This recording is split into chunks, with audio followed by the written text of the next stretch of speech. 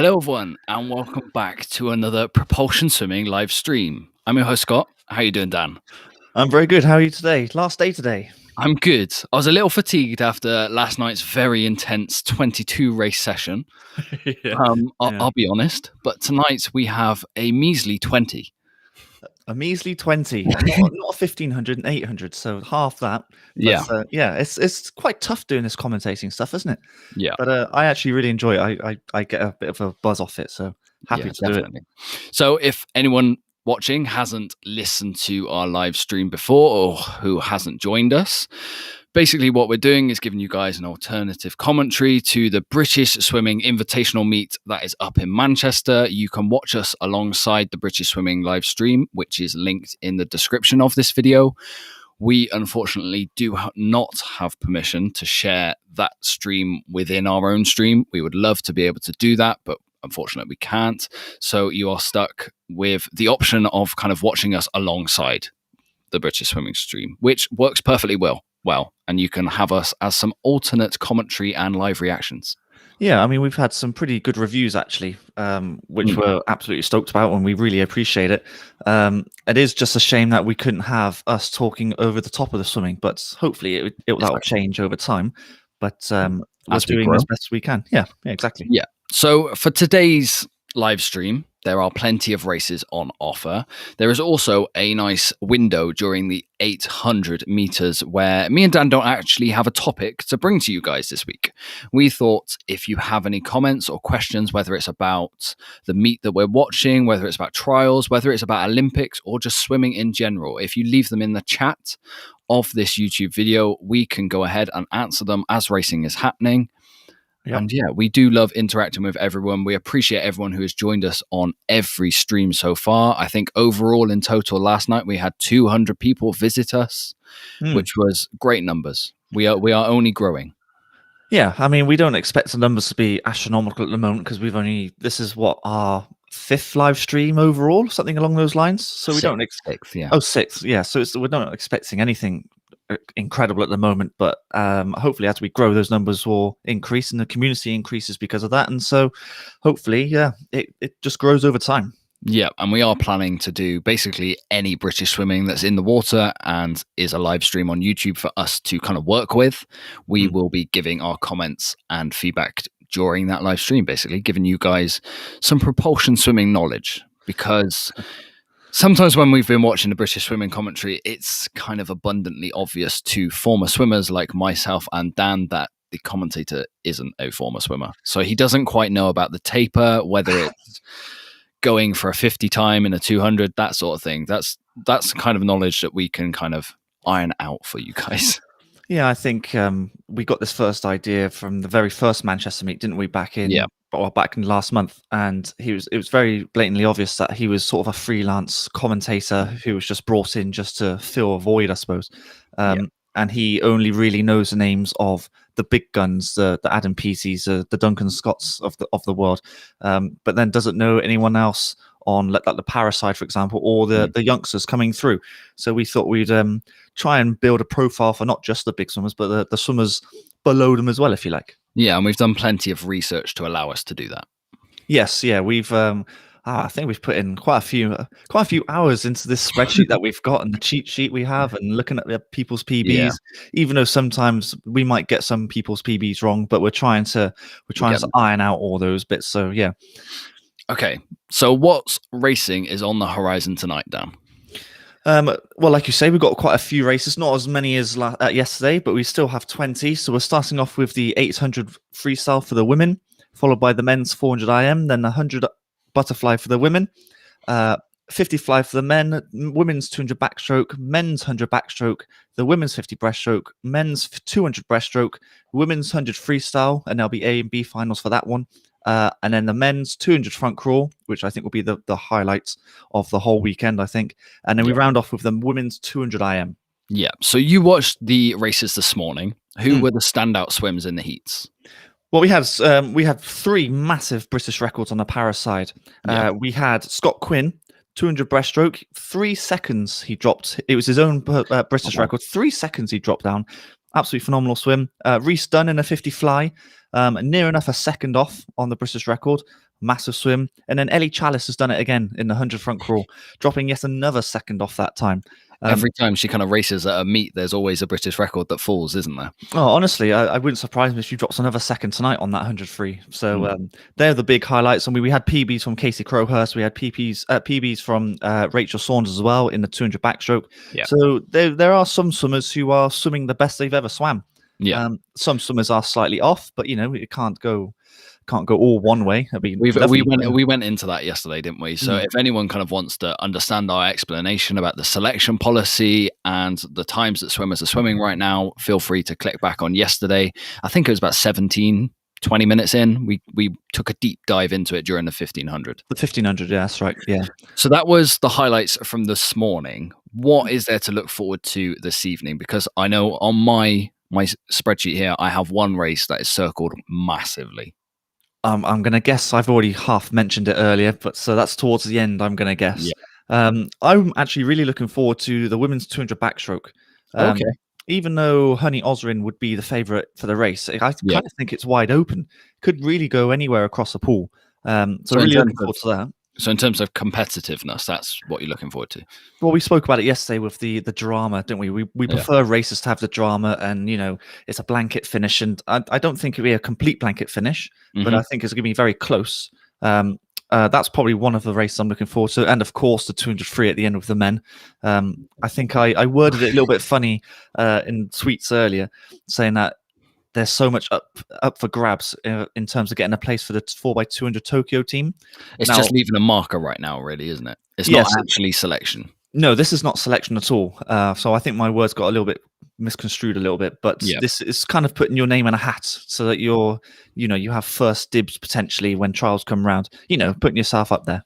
Especially if you've proven over the meet before, this meet, and then British trials, if you've gone 3, say, sub 1:48s, you're definitely in with a shout of then going to Tokyo, because not everything is resting on the trials or selection meet come April. No, exactly. And looking at the names in that race, I mean, it's crazy. It's crazy to think we could be having 6 swimmers sub 1:49, 1:48. Well, I'm kind of expecting maybe about 4 of them to go sub 1:48. So we're going to have, I think Duncan Scott's going to be flying with a low 1:47, and then everyone else is going to be high 1:47s, 1:48s maybe. Yeah, we're getting into that. Just a monster race. Really looking forward to that one. And then elsewhere on the women's side, the 100 freestyle, someone who's kind of been a bit quiet over the last few months, but is definitely one of British swimming's brightest stars, and that's Freya Anderson. Yeah, she looked really comfortable this morning, actually. She kind of took it out quite hard in the first 50 and then sort of laid back on the final 50. But she's going to be the big favourite for that race. But many, many young talents in the 100 free. So it's not just Freya to look out for, it's across the pool, actually. Yeah. So we kick things off this evening. I was going to say this morning. This evening with the women's 800 meters. Now, we don't have a full field, and these guys didn't race the 800 meters this morning, so it is kind of a heats winner? Is that what they call it? Heat declared winner. There we go. Yeah. So why don't you go through the start list for everyone? So we've got, how many swimmers have we got? We've got 5 swimmers in total. So in lane 2, we've got Catherine Bailey. Lane 3 is Michaela Glenister. 4 is Amy Wilmot. Lane 5 is Leah Crisp, and Freya Colbert is in lane 6.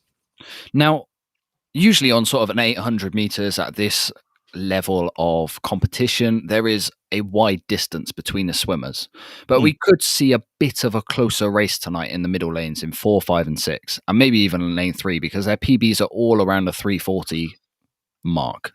Yeah. I mean, if we're going to go off the 1500 swims from yesterday with the men, they were pretty much 15 seconds off their PB, weren't they, give or take? Yeah. So if these girls can be around PB plus 10? Yes, I was going to say something around 7 or 8 seconds plus that. Then I would say that's a pretty good swim. We haven't actually got a time for Amy Wilmot PB wise, have we? So I'm not sure. I think her PB is 8:34, but she's entered on 8:40 flat. Right. Yeah. Okay. Yeah. So I kind of she is the class of the field. She's the big name, isn't she? So I would kind of expect her to be the one winning, but I wouldn't be surprised if she just drags along as for example now, just dragging along 4 or 5 swimmers with her as well. Yeah, so it might be a very different 800 to watch for everyone at home. It will be slightly level, I would have thought, for the majority. For the majority, yes, yeah. Again, tactics play a factor. I mean, if I was to swim an 800, I'd be trying to negative split or treat it as 4 200s, something along those lines. So I'd expect the first 200 to be very steady, very relaxed, which is what they're doing now. Yep. Yeah. Just trying to conserve energy and keep technique as best as possible, not using any excess energy, all those sort of stuff, which I'm sure they're doing right now. I mean, that was probably the easiest 100 they've ever done in their life. I don't know. I can think of easier ones at the start of a warm-up. It depends. If you're a bit creaky, need to get those shoulders working. But yeah.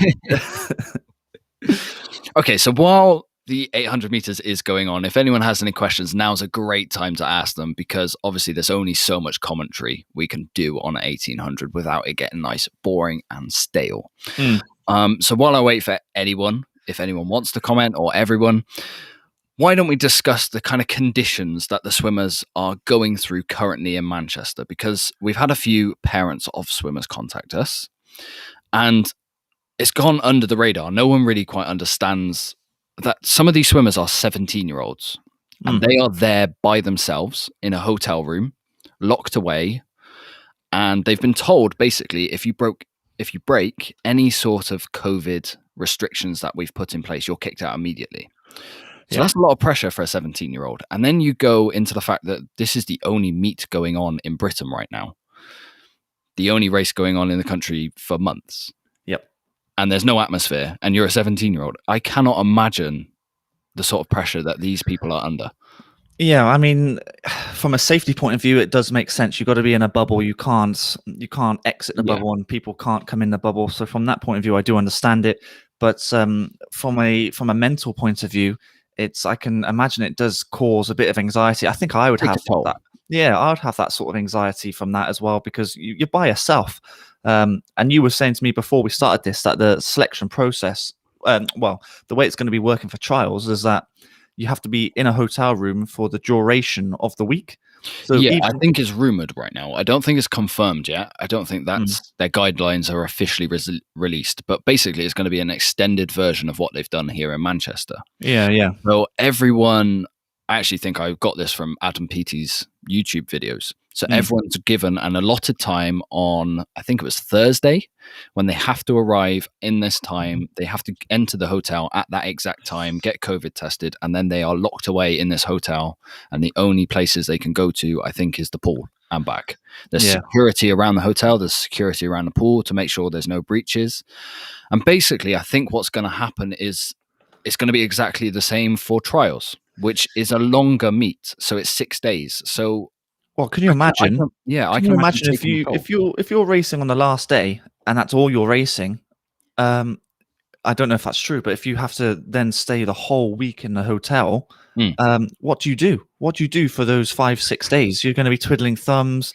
You're going to be overthinking everything, and the only escape you've got is to go and do a couple of sessions at the pool. I think a good thing is a fair few of these swimmers will have had a bit of experience from the ISL, because that's what they had to do there. They were locked away in a hotel for 6 weeks. But there was kind of more of a Olympic Village feel about it rather than a hotel. I was going to say they had the whole island themselves, didn't they? So they were able to walk around the island and meet up with other swimmers, I suppose. Whereas in a hotel room, you are very much by yourself, stuck in between the four walls. There's only so much time you can look at a screen before your eyes start getting really sore. I mean, I would struggle, and I don't know how all the other swimmers are finding it as well. But hopefully we'll interview a few of them while they're at British trials and get them on the podcast and have a chat about the actual conditions that they're staying in to go through racing conditions. Yeah. So we are now just over halfway for the 800 meters. I saw Leah Crisp turned first in a 4:23. Yeah. So I think they're well on the course of going PB plus 10, if not a little bit more at this point. It has seemed quite a slow race, if I'm honest. Yeah, I mean, you could. They might be doing what I said earlier and trying some negative split, so they're building up speed towards the end. Yeah. Which I hope they are. But it's good that Leah Chris was actually keeping up with Amy Wilmot, Mm-hmm. and using her as almost like a, what's it called in the athletics? Pacemaker. A pacemaker. Yeah, sorry, a pacemaker, which is great. But especially with Amy's experience now, and you can kind of see it already that she's starting to pull away just before the final hundreds and 200s, so yeah, so we got 250 to go, and she started to make a move now. Yeah, and this is all great experience for Leah. I mean, if you're able to keep up with this sort of pace, and it only bodes well for future races when she does this at the trials. Yeah, but yeah, so a very clear move on this 100 here. Yeah. Whereas maybe Leah's taken the approach of the 4 200s tactic that I was talking about, and so she was saving herself for the last 200. Whereas Amy has decided to do a proper half and half, 400 and 400.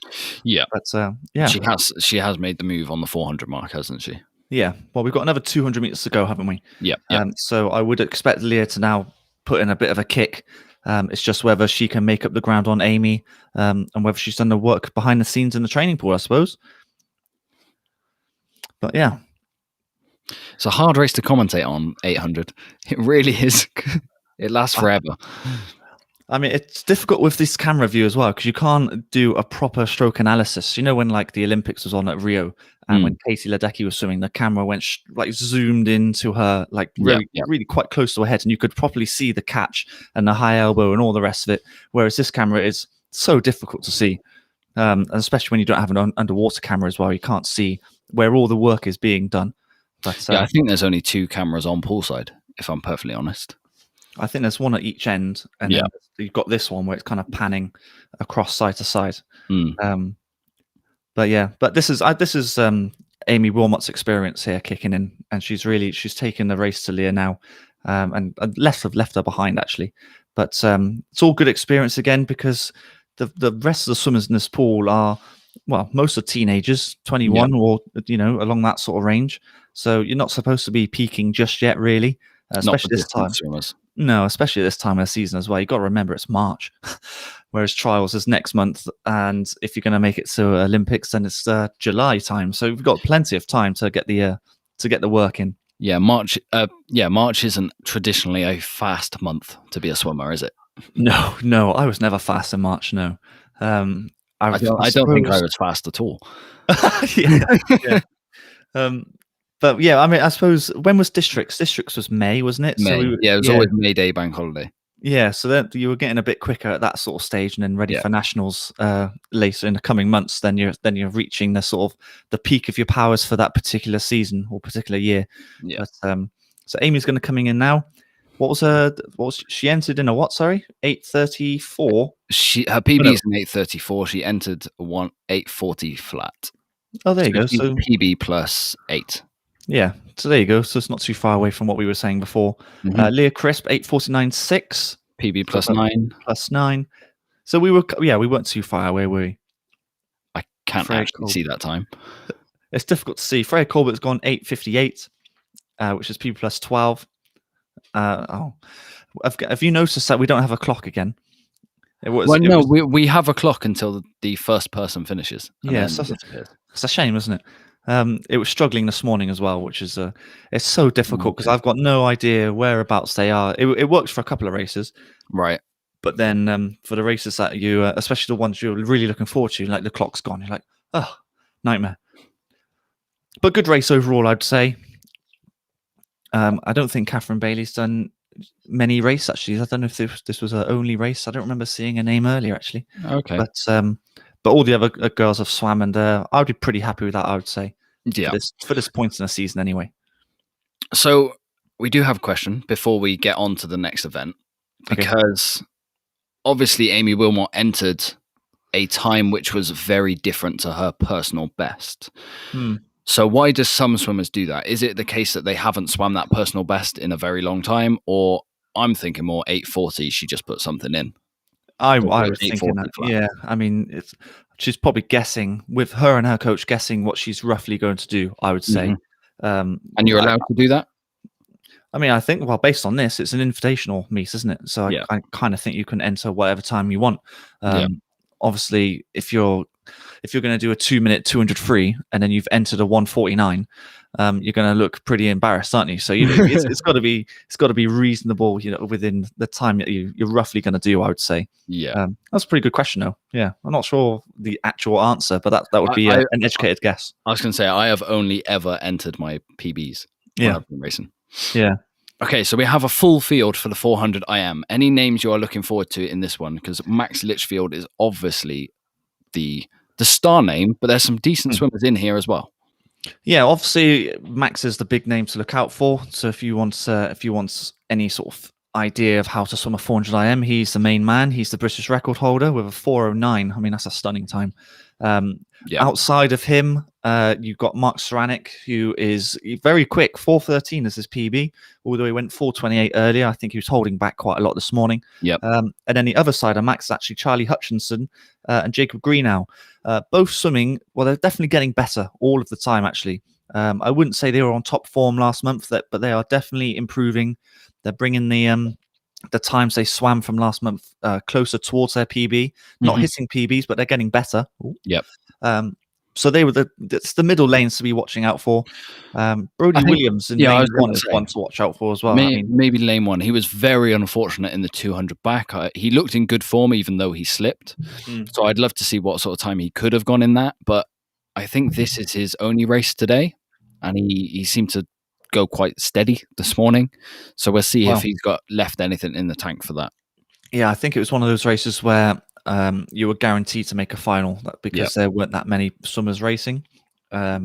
So yeah, he went 4:34, which is very, very comfortable for him. I would have thought with his PB being 4:16. I was going to say that's PB plus 20 almost. Yes. So I expect him to be a little bit faster as well. And being in lane 1, you've got a great chance of being an outside burner. I think he'll be there or thereabouts before the breaststroke leg, and then we'll see what happens from there. Yeah, I mean, you kind of ignore what Max is going to do in the middle because I think he will leave everyone behind. But the race for second is quite interesting, actually. Yeah. Very difficult to call. But Max is very good on the underwaters, and seeing as though there's 7 turns in a 400 IM, then he can use those to his advantage pretty well. And of course, taken out here, dragging people along. Brody Williams at the top is doing what we kind of said.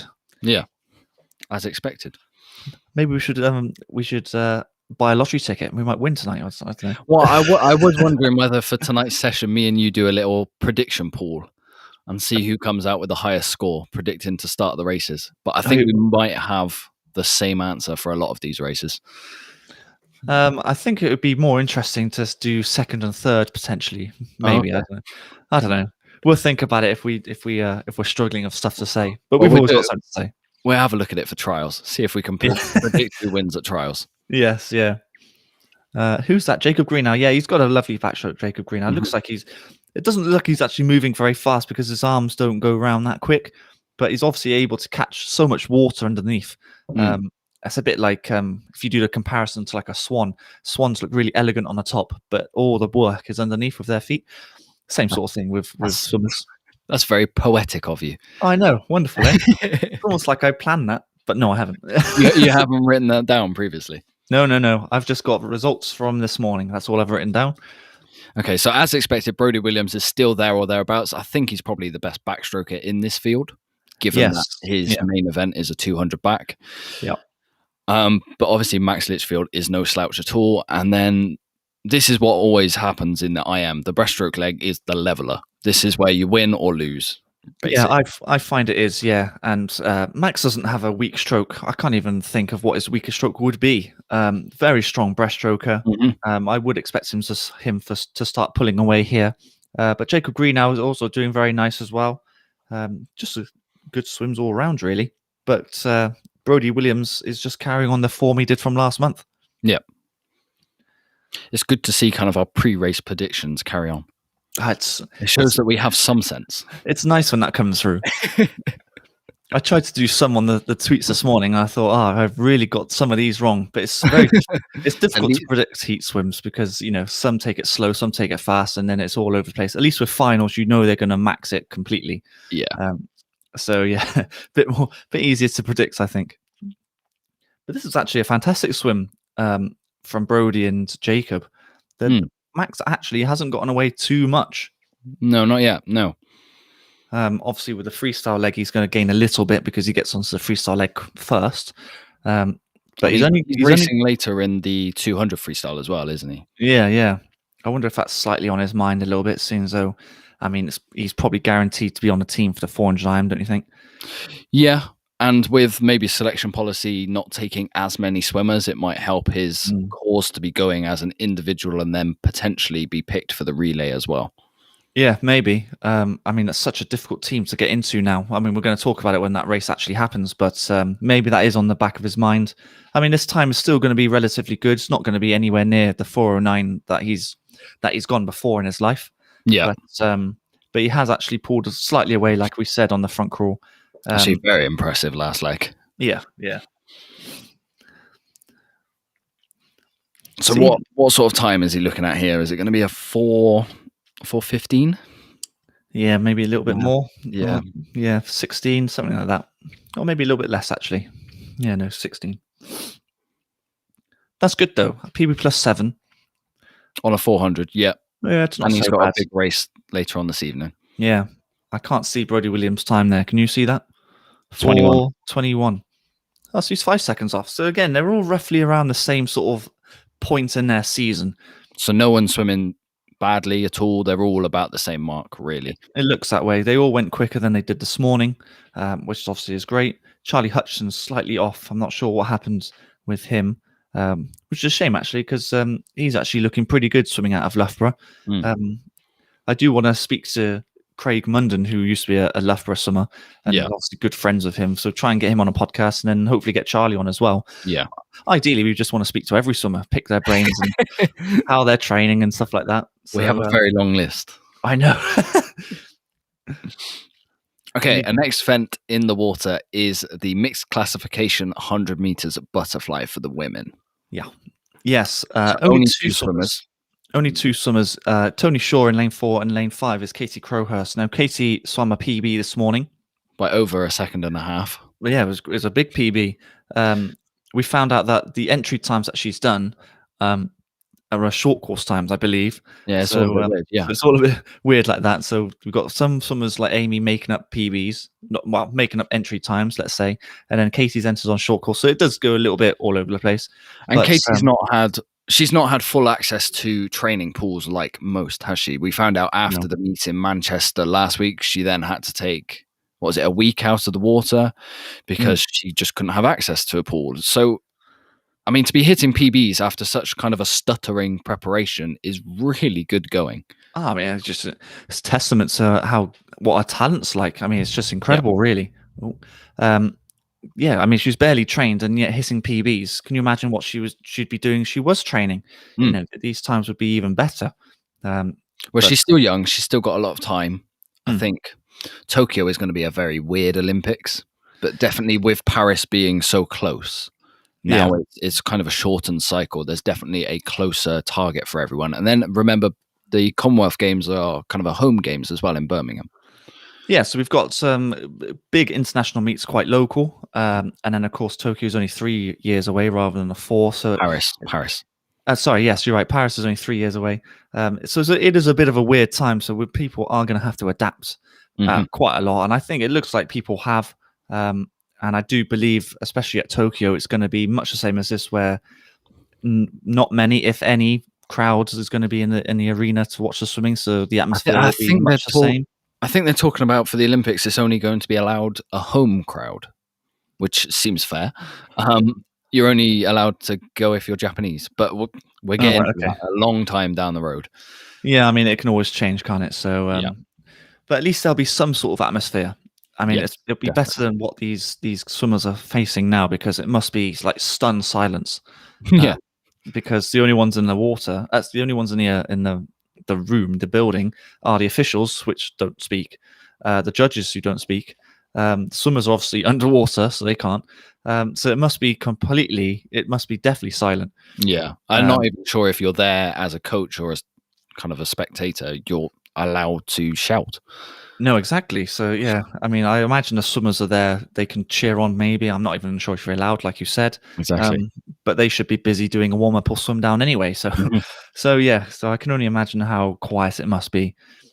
But Okay, so Tony Shaw is in the S9 category. She is the British record holder. Why don't you explain a little bit more about that classification while we have a bit of time? So S9 is a severe weakness in one leg. It can happen happen to both legs, but mildly, if that makes sense. So Yep. it's a physical impairment, is basically what you're after. Yeah. Yeah. And then Katy Crowhurst is S13, which is a visual impairment.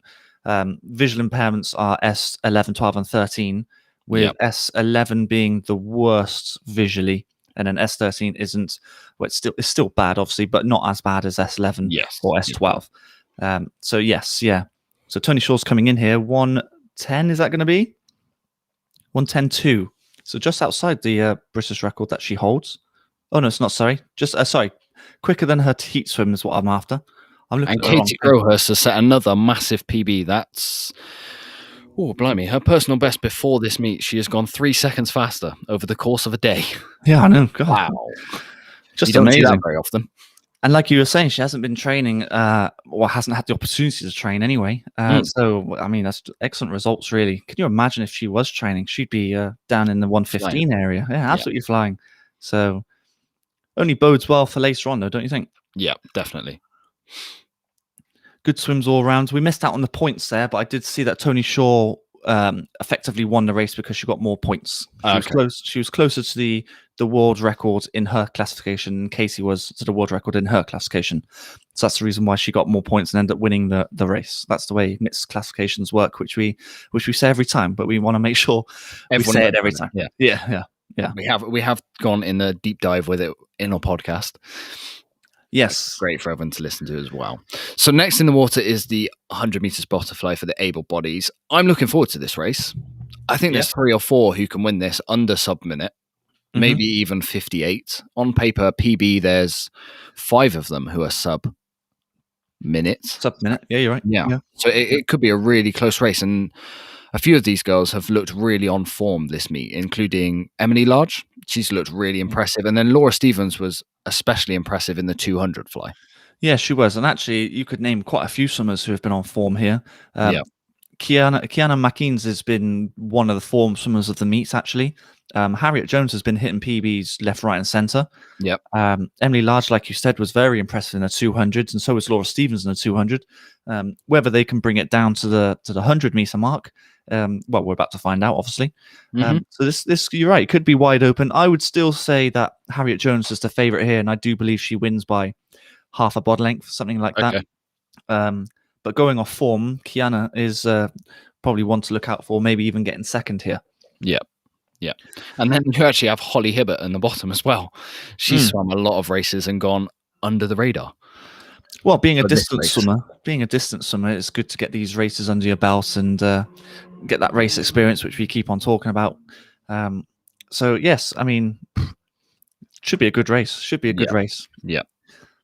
Might even be your favourite blanket finish if we're lucky. Well, looking at times this morning, there was only a spread of 2 minutes between the whole field. 2 minutes, 2 seconds between the whole field. Wow, 2 minutes. We don't have Laura Stevens. That's a shame. In the water. That's a shame. She did swim really well in the 200. But obviously, one less swimmer to look out for. See, I don't know if that's now an advantage to Holly Hibbert because now there's no splash to the right of her. Yeah, but she's also away from where the racing is. True. Yeah. I mean, you could look at it different ways, I suppose. Yeah. But fantastic start from Harriet Jones. Her underwater work is really quite impressive at the moment. She uses the full 15 as most swimmers should do. I mean, you're faster under the water than you are on top. So yeah, you got to make use of the streamlined underwater work. And there's many swimmers that do that now in the British program. Yeah, you've been singling out kind of the best of them all weekend on Twitter, haven't you? Well, I mean, it's called the fifth stroke now. More many coaches and swimmers refer to it because it really is. It impacts your race so much. And obviously Phelps was the one who started it all, and Lochte carried it on, and now of course Dressel has taken it to a new level again. So it's becoming more and more important with almost every year, actually. And it's great that not just British swimmers, but every swimmer is now adapting to this change and using it to their advantage. So Harriet Jones coming in 59.0. 59.0. 59.0. So just off PB, half a second off PB. 3 people under a minute there. I think the top 3 would be the form swimmers of the meet. Would you agree? Yeah, that was a PB as well for Kiana in lane 3. Nice personal best. Yeah, I mean, she's done very well. She should be very happy what she's done this weekend, and hopefully it carries on till onto trials as well. Yeah, definitely. While we'll take a deep dive again into the 5th stroke while we have a bit of time. Okay. I was always told that when it gets to, say, the elite level of the 200 meters freestyle, that when you're in say it's the men's final, you've got 8 swimmers there. Their actual swim speed between all of them is usually pretty much the same through the whole race. Yeah, and it will be won and lost on the skills on the turns and dive and underwater section. That's usually where it's won or lost. Yeah, usually. I think the only difference you see in swim speed is usually for the 100, I would say, because you actually weirdly, going off an Australian point of view, you've got to kind of have to pace 100. I wouldn't. I would just be bombing it from the start. That's the way I would do it, and then suffer towards the end. So that's the way I swim it. But the swimmers like Cam McAvoy, Kyle Chalmers, James Magnuson also did it, where they take it out relatively steady and then bring it back hard. Yeah. That's the only real difference I see in swim speed. But going back to your 200, you're right. I mean, everyone has the same sort of speed on top of the water. It's just a difference doing the actual flip turn itself and then the underwater work underneath, and that's where the difference is. The Phelps race at Beijing was I think that's a brilliant example of that, because swim speed, when he was on the top, he didn't actually make up any ground, or he didn't pull away from the swimmers at all. The only time he pulled away from the swimmers was doing the underwater work. Yeah. So we got a 50 butterfly in the water, mixed classification for the guys. We had a new PB in the heats for lane 3 and Jack Mill. Yes, we did. Under 28 seconds for the first time. And in fact, there's 3 of them that are under 28 seconds. And we have the British record holder for S12 in Stephen Clegg in lane 4. So it's going to be a very competitive race, this. We did. I'm kind of... it's very unfortunate because Rhys Dunn actually broke the British record in the 50 fly earlier on. For S14. For S14, which is a shame he's not actually competing in it, because he broke it by near enough a second, which was a monster swim. Yeah. So I'm not sure why he's not doing the final. But either way, like you said, there's been a PB from Stephen Clegg. Was it Stephen Clegg you said? Yeah, Stephen Clegg. Jack Mill. Oh, Jack Mill, sorry. Yeah, sorry. And we've got chances of getting better PBs here as well. Andrew Mullen is actually the British record holder for S5 as well. Yep. So should be a good race. It is interesting to see over the Manchester International and this British Swimming Invitational meet just how many British records are getting broken on the para side. Yeah, I think para swimming is it has been in a really good place for a number of years, but it actually seems to be going on to a new level. It does, and that's the reason why we want to promote these swimmers, because they are doing so well. I mean, Stephen Clegg has just gone 903 points. I mean, anything in the 900s is an absolute monster swim. Yeah. So he's gone 26:11. He went 26:19, so slightly quicker than this morning, which is good. And Andrew Mullen has only just missed the British record. See, they're doing pretty well, these swimmers, aren't they? So there you go. The problem is that like for the first day on Friday, obviously the big talking point was Luke Greenbank's British record on 200 backstroke, but there were actually numerous British records in the whole way through, which don't really get any mention. So I think a British record from Luke is obviously incredible, but they should also talk about the British records for these para swimmers as well, because they're exactly the same. Basically, they should be getting the same publicity. Absolutely, they should. Great swim, Jordan Catchpole 27.0. What did he go this morning? 27.2, so slightly quicker. Jack Milne 27.7, slightly quicker. And they both went 0.2 quicker. So Jack Milne set another PB. Lovely. Yeah. Can't ask for much more, can you? Great result. Okay, so the next race is the able body 50 butterfly. We unfortunately don't have a full field here, which is a bit of a shame, but it's not an Olympic event yet, much to my displeasure. Well, actually, that would be a very good question, actually. Do we want Olympic 50s? Do you want all the 50s in the Olympics? Yes. Does that then affect the scheduling of the Olympics? It's a 50. They don't take up that much time. That's right. That's my argument. Let's put it to everyone who's watching. Would you like to see all of the 50s racing? Because I'd love to see Ben Proud doing this 50 fly. He's one of the best in the world at it. He won the world. I can't remember what year he won it now. Was it 2017 where he won the gold? Yeah, that's when he set British record. Yeah, that's right. Yeah, I agree with you. I think the Olympics should have every swimming race available because Olympics is the pinnacle, and you want to advertise swimming as much as you can. Exactly. And of course, with Dressel being the #1 swimmer in the world, you want him in the water as much as possible. That's the whole idea of it. Yeah. And it works both ways, as well as putting all of the 50s in. The open water program, for example, could be expanded massively and put in like a 25k, a 5k, a 1.5k relay. All that sort of thing can get thrown in there, and it would be really good to see. It's funny how you say that because I think that's what Het Pardo was saying when we spoke. Yeah, he was. Yeah. I mean, he's a nutter, quite frankly. The stuff he comes up with, it's like, let's do a 25k. That's insane. I don't want to do that. Well, he finished second. He's second at Italian nationals. Yeah, doing that, and I mean, he's just finished 7th at Worlds. Yes, at the World Cup, and I don't think he's even tapered. Looking at the sessions that he's doing, it's quite incredible the sets he does and how well he swims. We've kind of forgotten about this 50 fly here. Jacob Peters is obviously the standout swimmer. Yeah, such a good fly. I think I'd honestly say he's got the best fly in Britain right now. Yeah, he set a new PB at the Manchester International last week. Yeah, he did. Yeah. What did he go? He went 23.6 then, and he's gone 23.9 now. Still pretty good. I mean, anything could have gone wrong. We don't have the proper cameras. Something he might have missed his breakout potentially, or I think his first 15 were really good, and he just tied up slightly towards the end. I think maybe. Like. We have a new PB for Evan Jones in main 3, which is he's improved through the rounds. He set a PB this morning, another PB this evening. Michael Gunning has improved as well, who is going to be swimming for Jamaica at the Olympics. There's a really good backstory behind him. If anyone wants to research into that, I highly recommend you take a look. Yes, yeah. The battles he sort of faced, wasn't it? Basically, it was on BBC Sport or something. Yeah, very interesting and quite eye-opening. And it's amazing that some of these swimmers, not just swimmers, but people experience this. But he's obviously doing wonders right now, which is great. There's a lot of fun comments about the 50s. Oh God, I like this.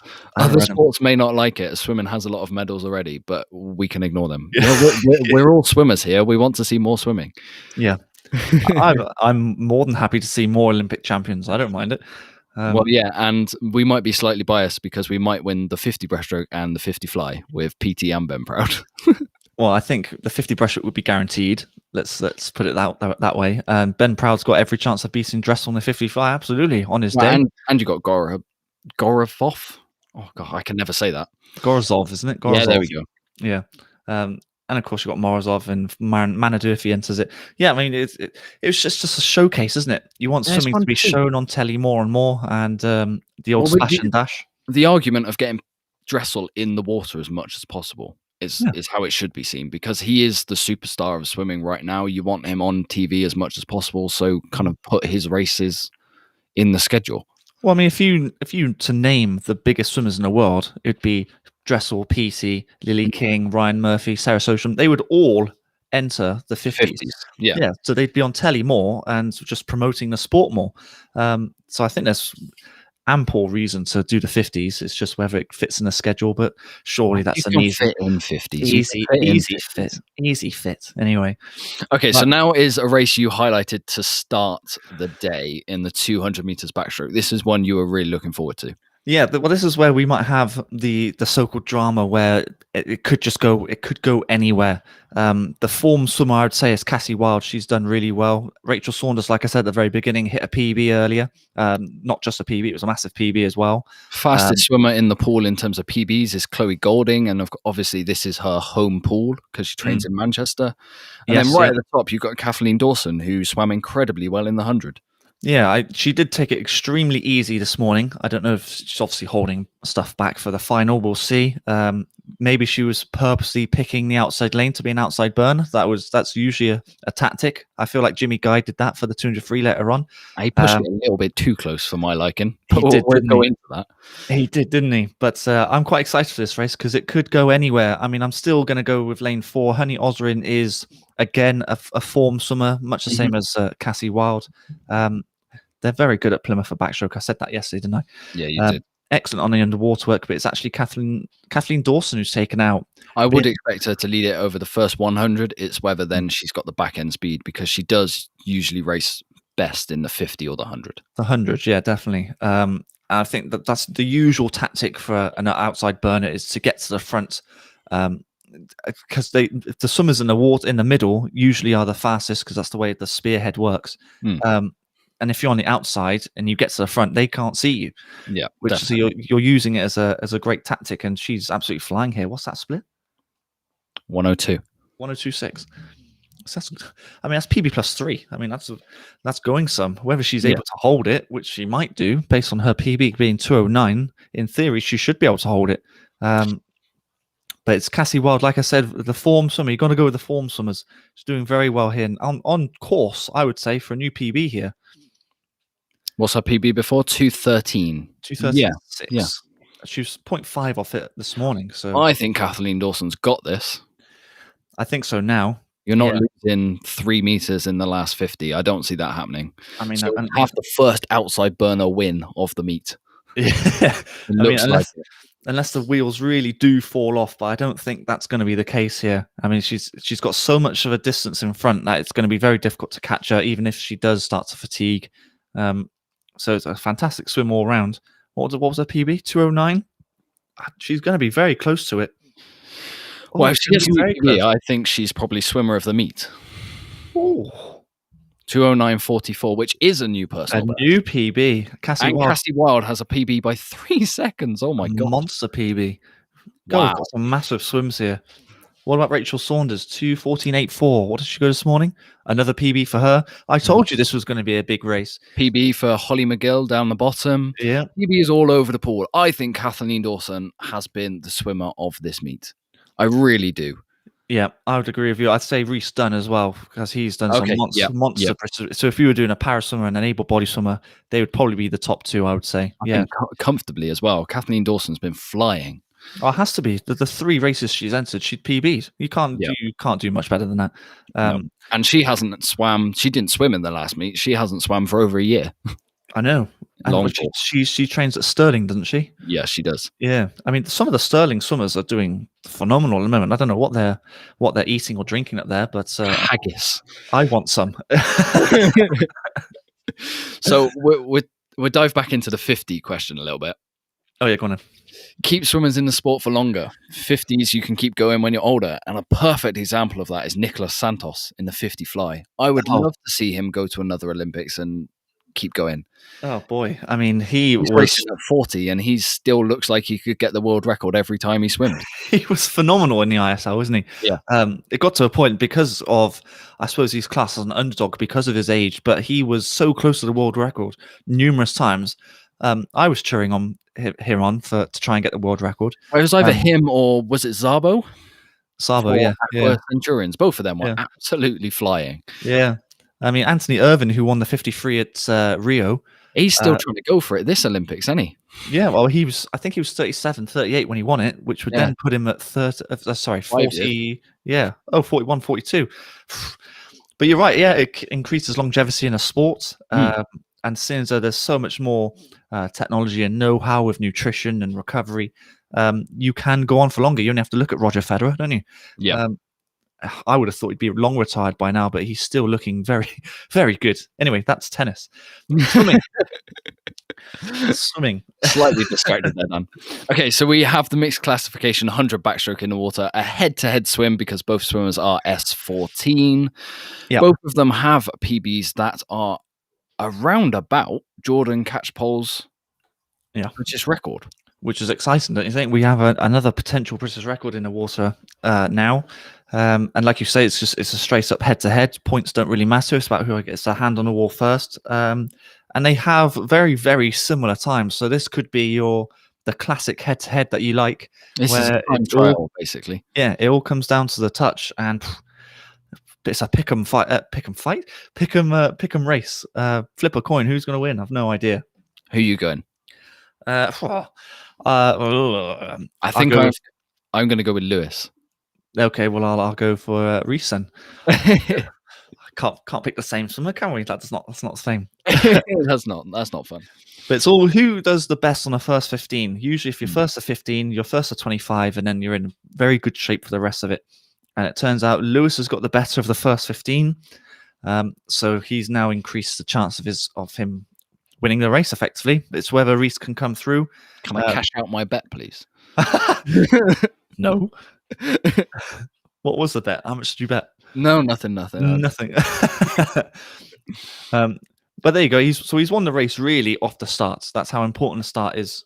Yeah, and then he still works the underwater phase off the wall as well. Yes, yeah. I mean, Reese is doing absolutely fantastic. He's doing really, really well.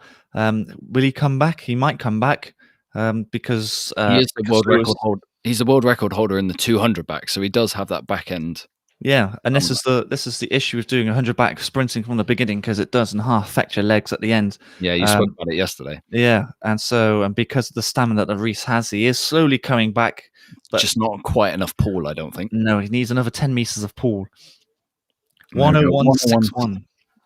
What was the British record? 101.71. Well, there you go. We got a British record. It might well be. We need to check that. We need to double. Was it not right? We'll double check our spreadsheet. But yeah, both are very fast swims in their 800 points mark. That is very good. Oh, very good. Yeah. I mean, both went 1 second quicker, or just around about a second quicker than this morning. And this is what para swimming needs. We need more of these sort of close races to get the experience going and get the word out there that these swimmers are doing really, really well. Really? I mean, if it's a British record again, that's how many para races have we had? We had 3 races and 2 British records already. Yeah, not bad. It doesn't get much better than that, does it? Okay, so the able body in the water now for the 100 backstroke. This is an especially important race now for British swimming, I think, because we spoke about it at the end of our live stream yesterday. The 4x100 medley relay, it all rests on how fast Luke Greenbank can go, I feel. So his personal best is a 53.7, which, if we are going to beat America in that event, sadly might not quite cut it, given how fast Ryan Murphy is. So if he carries on his form from the 200 back, I think that'd be brilliant. And if he can get a personal best here, I think we're looking in good shape. Yeah, I mean, we shouldn't really just be looking at Luke Greenbank here. Brody Williams' PB is at 54.3, which is only 0.4 difference from Luke's PB.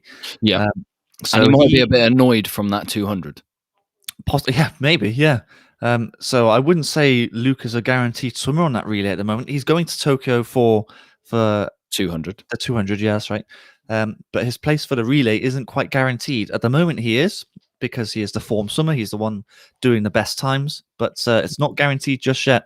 And Brody Williams has been swimming well the last couple of weeks and months, so don't put it past him here. And then you've got Joe Litchfield, who is your favourite starter in world swimming, and he has some fantastic underwater work. I don't know about world swimming. I think it's very difficult to beat Dressel at the moment for the start. But British swimming, absolutely, he is by far the best starter. Everyone needs to have a shot now. We spoke about this yesterday. Well, you led me into it. So yeah, I did on purpose. But it'll be interesting. It'll be interesting, actually, who has the better backstroke start between Greenbank and Litchfield, actually. Well, Litchfield, he competed against Ryan Murphy in the skins at ISL, and he held his own until the final 50, where he just fell off a cliff. Yeah. But other than that, he got to that final off the skins against Ryan Murphy, which is some going. But I feel like his start has improved so much even since ISL. When was ISL? ISL was November, wasn't it? So that's another 4 months of working on that start. And it's just improved so much. Abby Wood starts much the same. They're obviously both swimming at Loughborough. They've been working on it really quite hard by the look of things. But I'm really quite interested who is first to 15 out of those two. He's very quick. Luke Greenbank is pretty good as well. Oh, there you go. It's Joe, quite comfortably. Yeah, there you go. So, Yeah, I mean, he's very good at it. Obviously, he is very good at it. It's just whether he stays at the front, because Luke is going to come back at the end, being a 200 specialist. Do you think kind of a low 54 wins this? I'd like to see a 53 personally. Ideally, yes, I do believe. Geez, it could go anywhere. You're right, it could go anywhere. But Joe is looking exceptional at the moment. But do expect Luke's coming back very strong now, which is as expected. And he's going to have to do that if he's going to be on the team for the 4x1. Because I would expect Ryan Murphy to be out hard and continue to stay at the front for the duration of the 100. So we do need him to be. What's the time here? 54. 54 5.6. 54.5. So he's actually gone slower than he went this morning. Yeah, I don't think he went out hard. He should have gone out a little bit harder, in my opinion. But I would say he's not really concentrating on the 100 at the moment. I'd be saying he'd be working on the 200, which is quite evident because he's broke the British record. Yeah. But it is an area. Basically, it is an area for our British team that we need to. It's going to be the difference, I think, like you say, because we're good on PT. I think Jimmy Guy will hold off Dressel as best he can. Duncan will do the job at the end. It's just whether our backstroker can keep it with Murphy. I think that's the aim, I suppose. That's the ultimate question. Yeah. So next in the water, fast and furious now, is another 50 splash and dash, the 50 breaststroke for the women's, and this is a really fun head-to-head between Sarah Vasey and Imogen Clark for me. Yeah, this is another pick'em fight. I think I keep saying pick'em fight. It's not a fight. Pick'em race. They're going to get their boxing gloves on a minute before the blocks, and then they dive in. Yeah. So sub 31 is going to win this. Imogen Clark is the British record holder in a 30.04, and Sarah Vasey is not far off that in a 30.03. So they are really, really close head-to-heads here. Yeah, I mean, Sarah Vasey did look the more impressive swimmer from this morning, even though there was only a difference of 0.2 between them. Imogen Clark is quicker off the start. She seems to have that more explosiveness off the block. So she's first to 25 usually, and then Sarah Vasey usually comes through. She just seems to be quick on her swim speed. And the other two swimmers in the water have impressed you over the weekend, haven't they? I know you tweeted about Katy Robertson's start this morning was really impressive. Oh, I do believe she'll be first to 15. You should take a watch. She's very quick off the block. She's got the same sort of power as Imogen Clark, I suspect. Just the power off the block to drive into the water. Very streamlined in the underwater phase at the beginning. Yeah. And then when we're talking about Cara, yes, I mean, I believe she's hit PBs in other races. I can't remember what they were now. But another form swimmer doing really well. I don't think she's going to cause any threat to the top two. Yeah.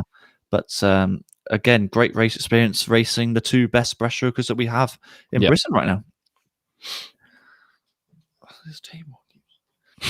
You're right there, Dan. The table keeps falling down. But yeah, well, who are you going to pick for this one? So I think Sarah Vasey is going to win this. She's going to come through on the final 15, 20 meters. What do you reckon? Okay, based on that, I'll go Imogen Clark then, because we can't pick the same swimmer. But I think it's almost two races across the pool here. I think the middle two are racing each other, and then based on PBs, Cara and Katy are racing each other as well. Yeah, you're right.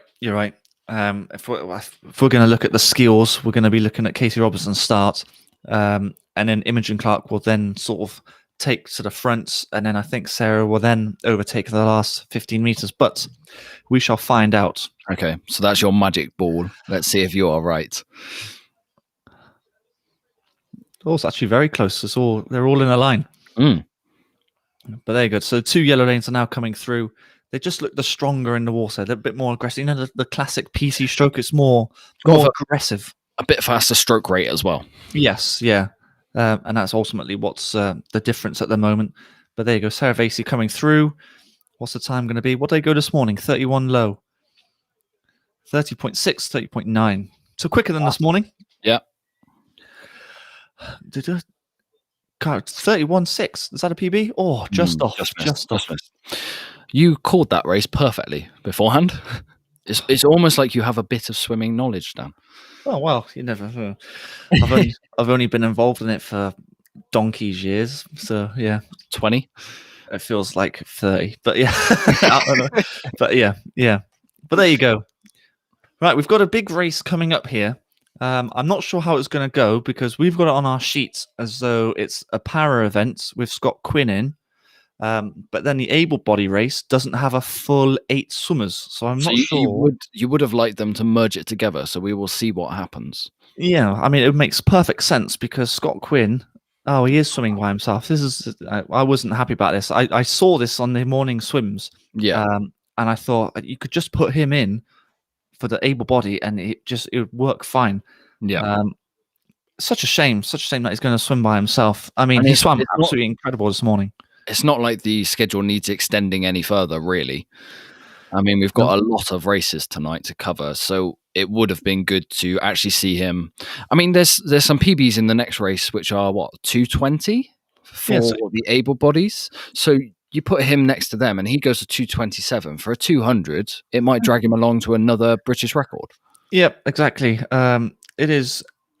I'm not a fan of it, quite frankly. I mean, they could have easily just stuck him in one of the outside lanes. If I have a quick check of the next heat, I mean, he could have gone in lane 2 or lane 7.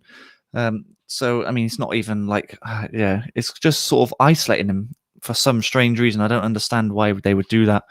So for this morning's heats, he was mixed with the able bodies. Yeah. So why change it for the final? I have no idea. But anyway, let's gloss over that because he swam absolutely incredible this morning. Yeah, he did a new British record this morning in 227.67. I think he'd be really hard pressed to do it again while swimming by himself. But if he does, kudos. That is a really impressive swim. Absolutely. I mean, the time he swam before swimming that 227 was 230. I mean, 3-second PB. Or I think it was 2.5-second PB, but even still, just a monster PB. And he would put a lot of able body swimmers to you know, he would push them to the what chain? Is that right? Shame. He put them to shame. He put me to shame. My breaststroke's awful. But yeah, he's got a very smooth breaststroke. Has Scott, turning in what, a 34? Is that? Yeah.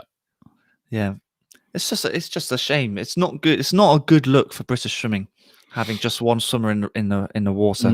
No. Because you would never see that in any other sport. I think yesterday was a really good day in the fact that we didn't have any of that. We had some really competitive races on the para side. I know the first day of this meet, we had a few swimmers swimming by themselves. In the Manchester International, we had a lot more swimmers swimming by themselves. It's hard to see. It really is. I mean, I was watching them this morning, and Louise Fides was swimming in a 50 breaststroke. But she was the only para swimmer swimming in that event. And it's very interesting that she didn't want to do the final. Well, she's not swimming in the final because we would have seen it by now. So I do wonder if she's pulled out because she didn't want to be the one swimming by herself. Interesting. Yeah, I mean, I tell you what. Let's put that to you. How would you feel if you were doing a 200 freestyle and you were told, let's say you're racing a B final, but you were just by yourself? Would you race it? Difficult. I think for me personally, I think I would, because I'd like the opportunity to better my PB at any chance I get. Even if you don't have competition. Yeah, I mean, I would personally. That's because I used to love racing, and I love to see improvement all the time. But I can imagine why some people wouldn't like it, because all eyes are on them. There's more pressure. I'm sure it causes more anxiety. Some swimmers deal with things different. Same as everything in life, I suppose. Everything is dealt differently.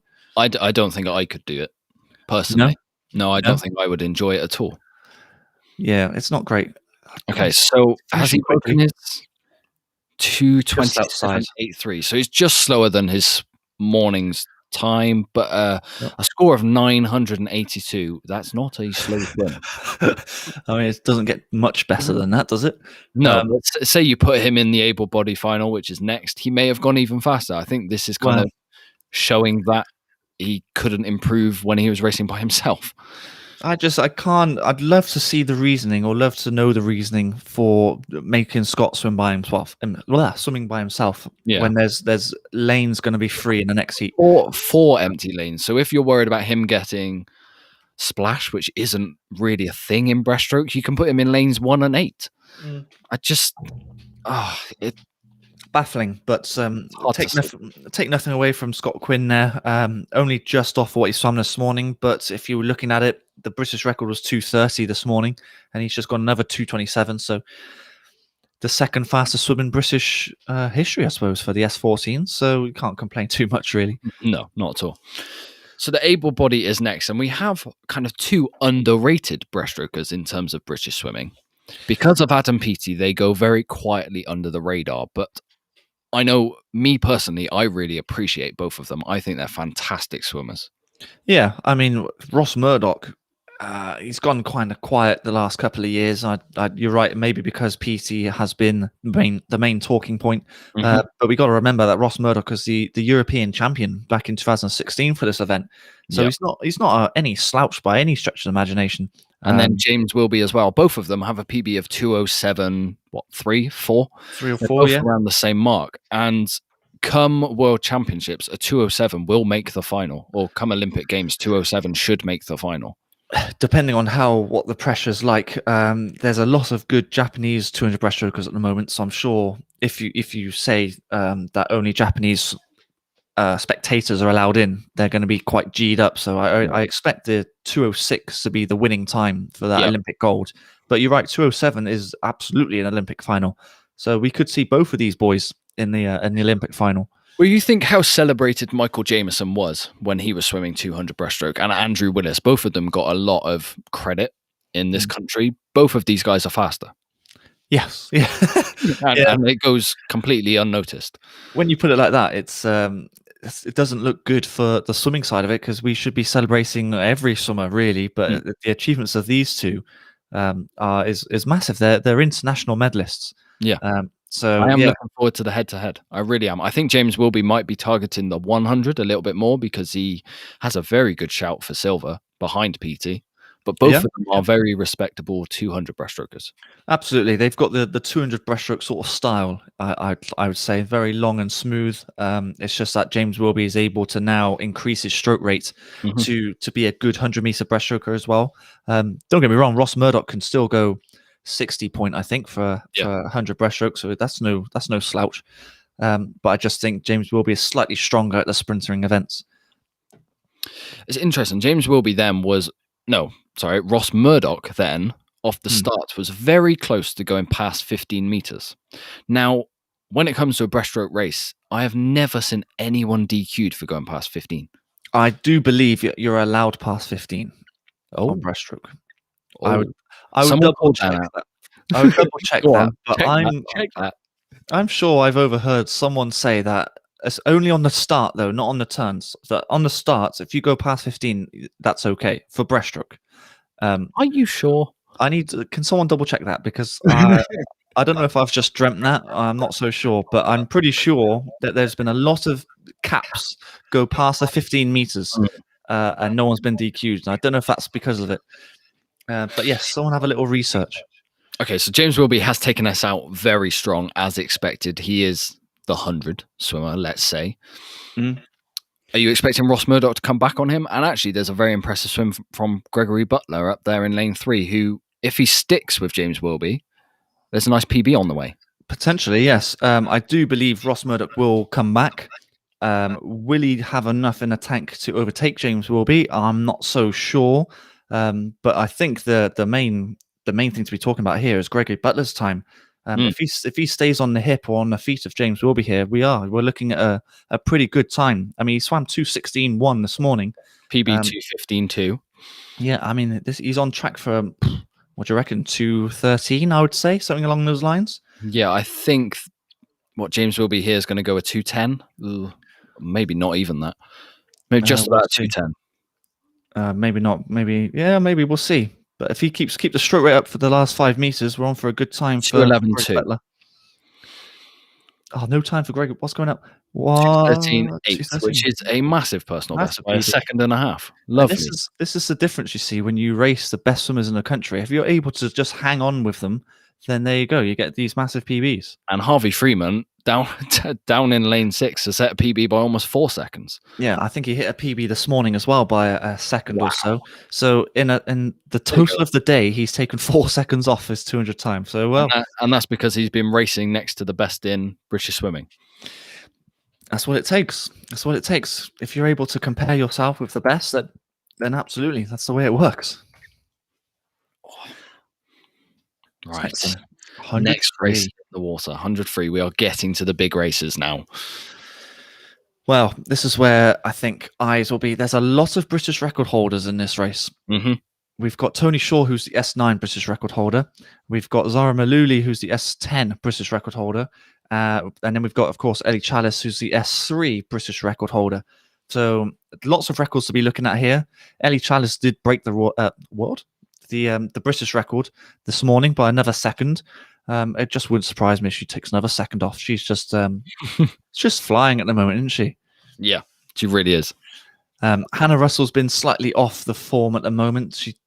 She swam 103 this morning. Her PB is actually a 58, but hasn't quite looked up to the race at the moment. Not quite looking sharp. Mm-hmm. I don't think she's targeting this meet, as probably rightly so. Shouldn't be targeting just that. The trials are still another month away, so yeah, that's probably what she's targeting, I would say. But it's good to see a lot of swimmers in the pool. Oh yeah. I mean, 100 free. There's more of a blue ribbon race. I think we were sort of saying to go along with a 200 free. More opportunities to race, I suppose. And these swimmers who are in the water, they have raced a lot already this weekend. Yes, yeah. I mean, we were talking about it last month, weren't we? That when it came to Sunday, that you could notice how tired the swimmers were getting. It doesn't look as though they're getting too tired at the moment, actually. Well, Tony Shaw has just raced the 100 fly. Yeah. So, I mean, 100 fly and 100 back in the same session isn't overly fun to do. Not that great, especially when they're rattling through these events as well. Not much rest, not much swim down. I mean, she must be getting some form of swim down in between the races.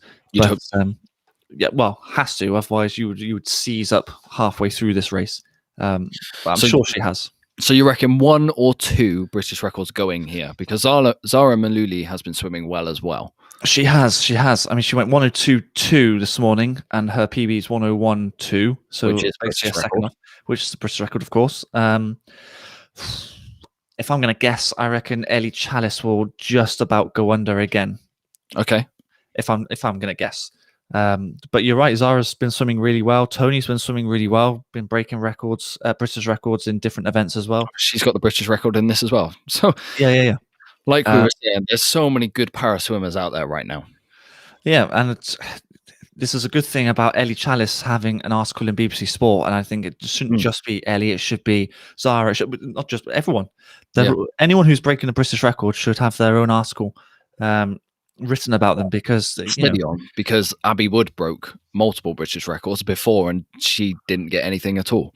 I think BBC Sport has a lot to kind of answer for in that sense.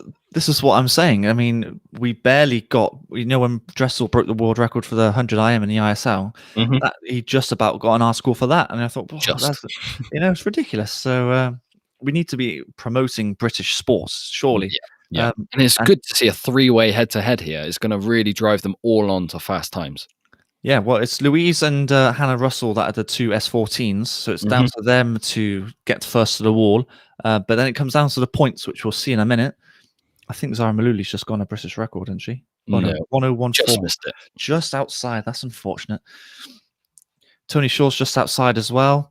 So as you can see, so far, Zara Maluli is winning on the points. Yep. But we have to wait for Ellie Chalice to come in, because if she breaks the British record, I would guess she wins this race. Yeah, I mean, I'm not sure what the world record is for the 100 free. It depends how close she gets to it. The closer she gets to that world record, then obviously the higher the points are going to be. Yeah. So this is where I think, from a sort of a casual or neutral point of view, you would say that, well, Ellie Chalice is touching the wall last, so she's come last. But it doesn't work that way in para swimming. Last 5 meters here. but this is where the clock would be quite handy because I've no It idea would what be time. lovely. It would be I have lovely. no idea how close she's getting here. 53.0. There we go. Wow, another second. Unreal. Absolutely unreal. Her points is that 5:06? It is, yeah. So the world record must be crazy fast. Must be mad fast. Wow. So there you go. So Zara's won the race overall, and touching first. I suppose that's a nice little bonus, I guess. And we did get your one British record prediction. Yeah, by another second as well. I need to go to the shop and buy a lottery ticket at the moment because I'm doing quite well. You're making up for some of your bad calls this morning. Yeah, I know. I did have some bad ones this morning, but it's like I said, it's difficult to guess the heat winners because some take it slow. In fact, pretty much they all took it slow. But anyway, yeah, you might get it a bit more accurate when it comes to Olympics. Yeah, I'd like to think so. Yeah, but Ellie Chalice, another second, 1:53. So last month that record, I believe, was 2:18. It's now 1:53.0. She's doing the right thing, clearly. I mean, that's a monster swim. Okay, so we've got our first B final of the I was going to say, it's B finals, isn't it? Yeah. So on the able-body 100-meter side, there were so many athletes in the water that we can put together a B final. A lot of these are young swimmers, so it's really good to see that they've got the final experience. And I mean, on paper, this is a very even race again. Yeah, I mean, that's the good thing about these sort of B finals is that they have these, let's call them fringe elite swimmers, then, shall we say? Development. Yeah, development swimmers, if you like. And they all should be around the same sort of time, which proves here. And this should be a good race. Good on the eye, I would say. And again, 100 front chord, you got to sprint from the very beginning, surely. That's the way I would do it anyway. So let's go through the start list. Oh, okay. So lane 1, we've got Drew Nelly McKenzie. 2 is Betsy Wizard. 3, Georgia Coates. 4, Katie Robertson. 5, Freya Colbert. 6, Mia Slevin. 7, I was doing so well. 7, Honey Osrin, and then 8 is Maisie Elliott. So a few of these girls have already raced this evening. I think that's just the cruel schedule of a 3-day meet. That's how it works out. When it comes to British trials, I think we're seeing something like 3 events per gender in the finals. So we're only getting six events per day. I know they've a big difference. They've reduced a day, haven't they? Because I think it was 6 days. Now it's 5. I want to say, I can't remember now.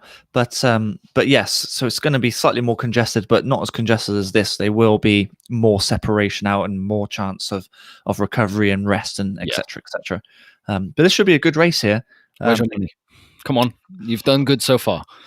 Blimey, it's difficult. I mean, Georgia Coates is the bigger name swimmer, if you like. She's the one that's gone on to be a medalist in internationals. It was in a relay, but even still, it's a European medal. So I'd probably say her, but it's actually Katie Robertson. Sorry. Yeah. But that's because that's testament to her start, see? So it just gives you that little bit of a head start from perfecting that first 15 meters. And she swam the 50 breaststroke earlier. And that's not something you usually see, the events doubling up, a 50 breaststroke and 100 freestyle, is it? Not really. No, I can't. I'm trying to think of anyone who was a good breaststroke and a good freestyle after. There's not many.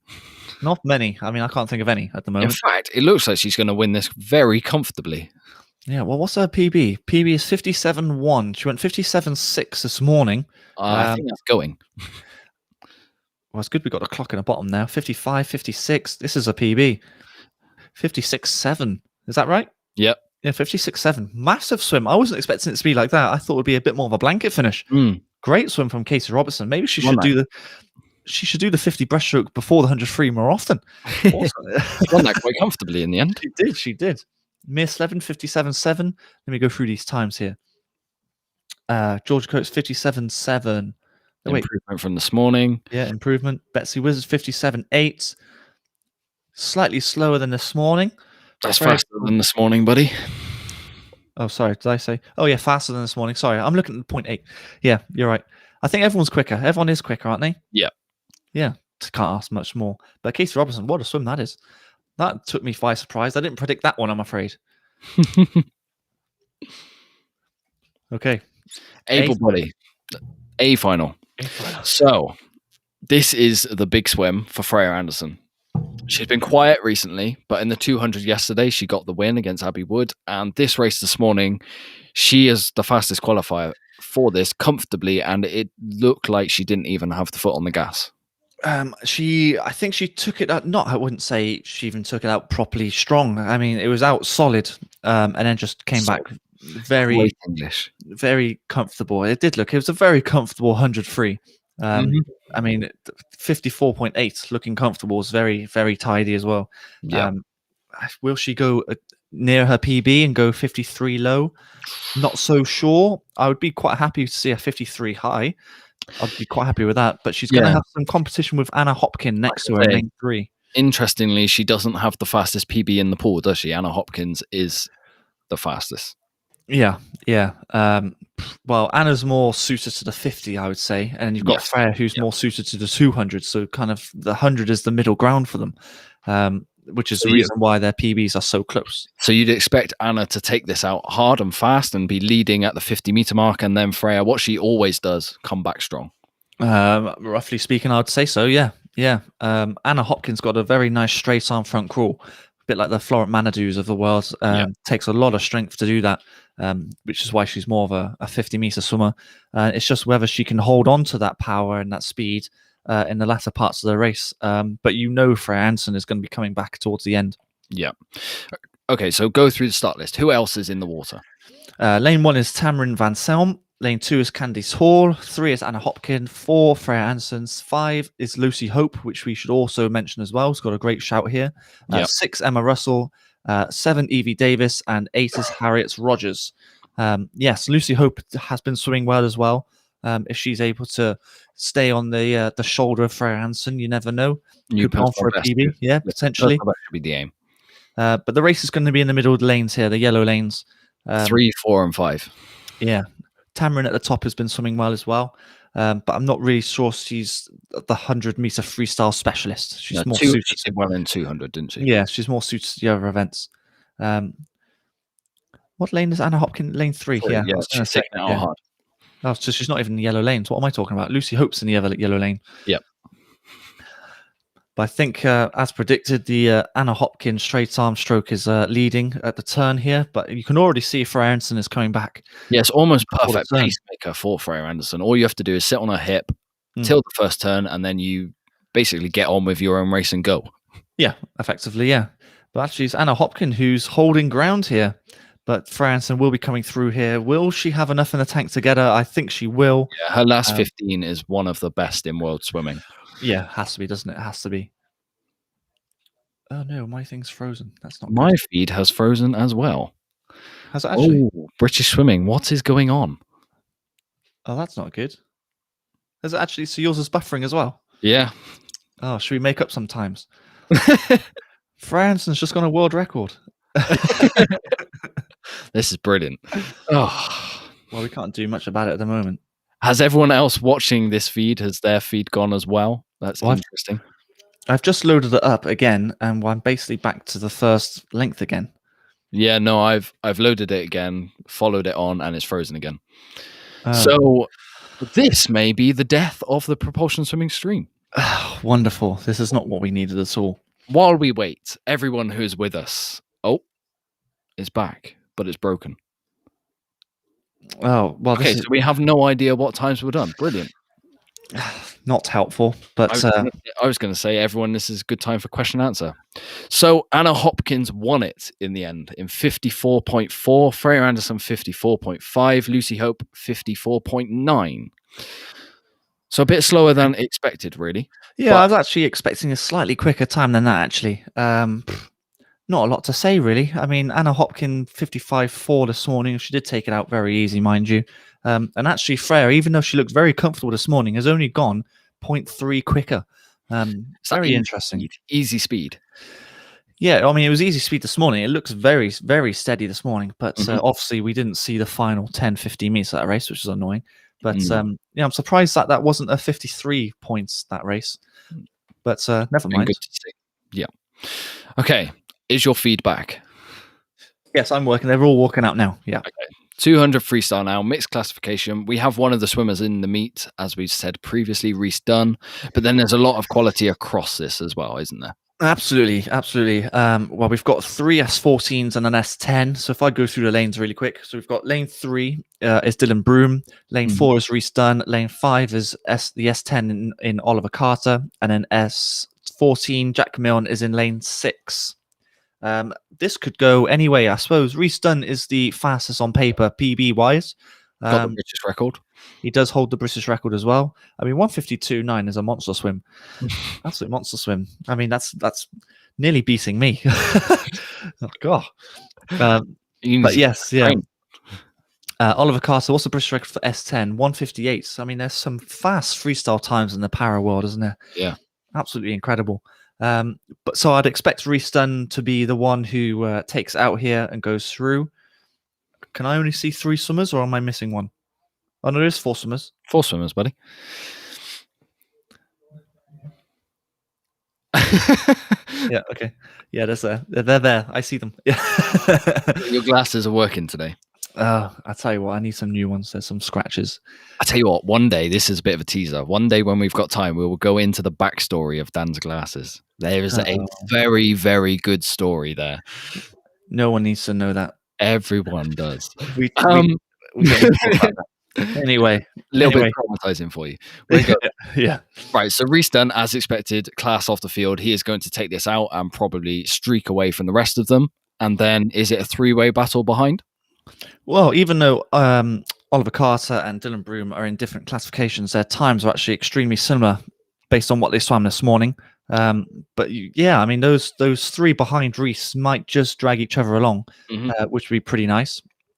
But yes, do expect Reece to be body lengths ahead. Actually, he is world champion in this event as well. So yes, yeah.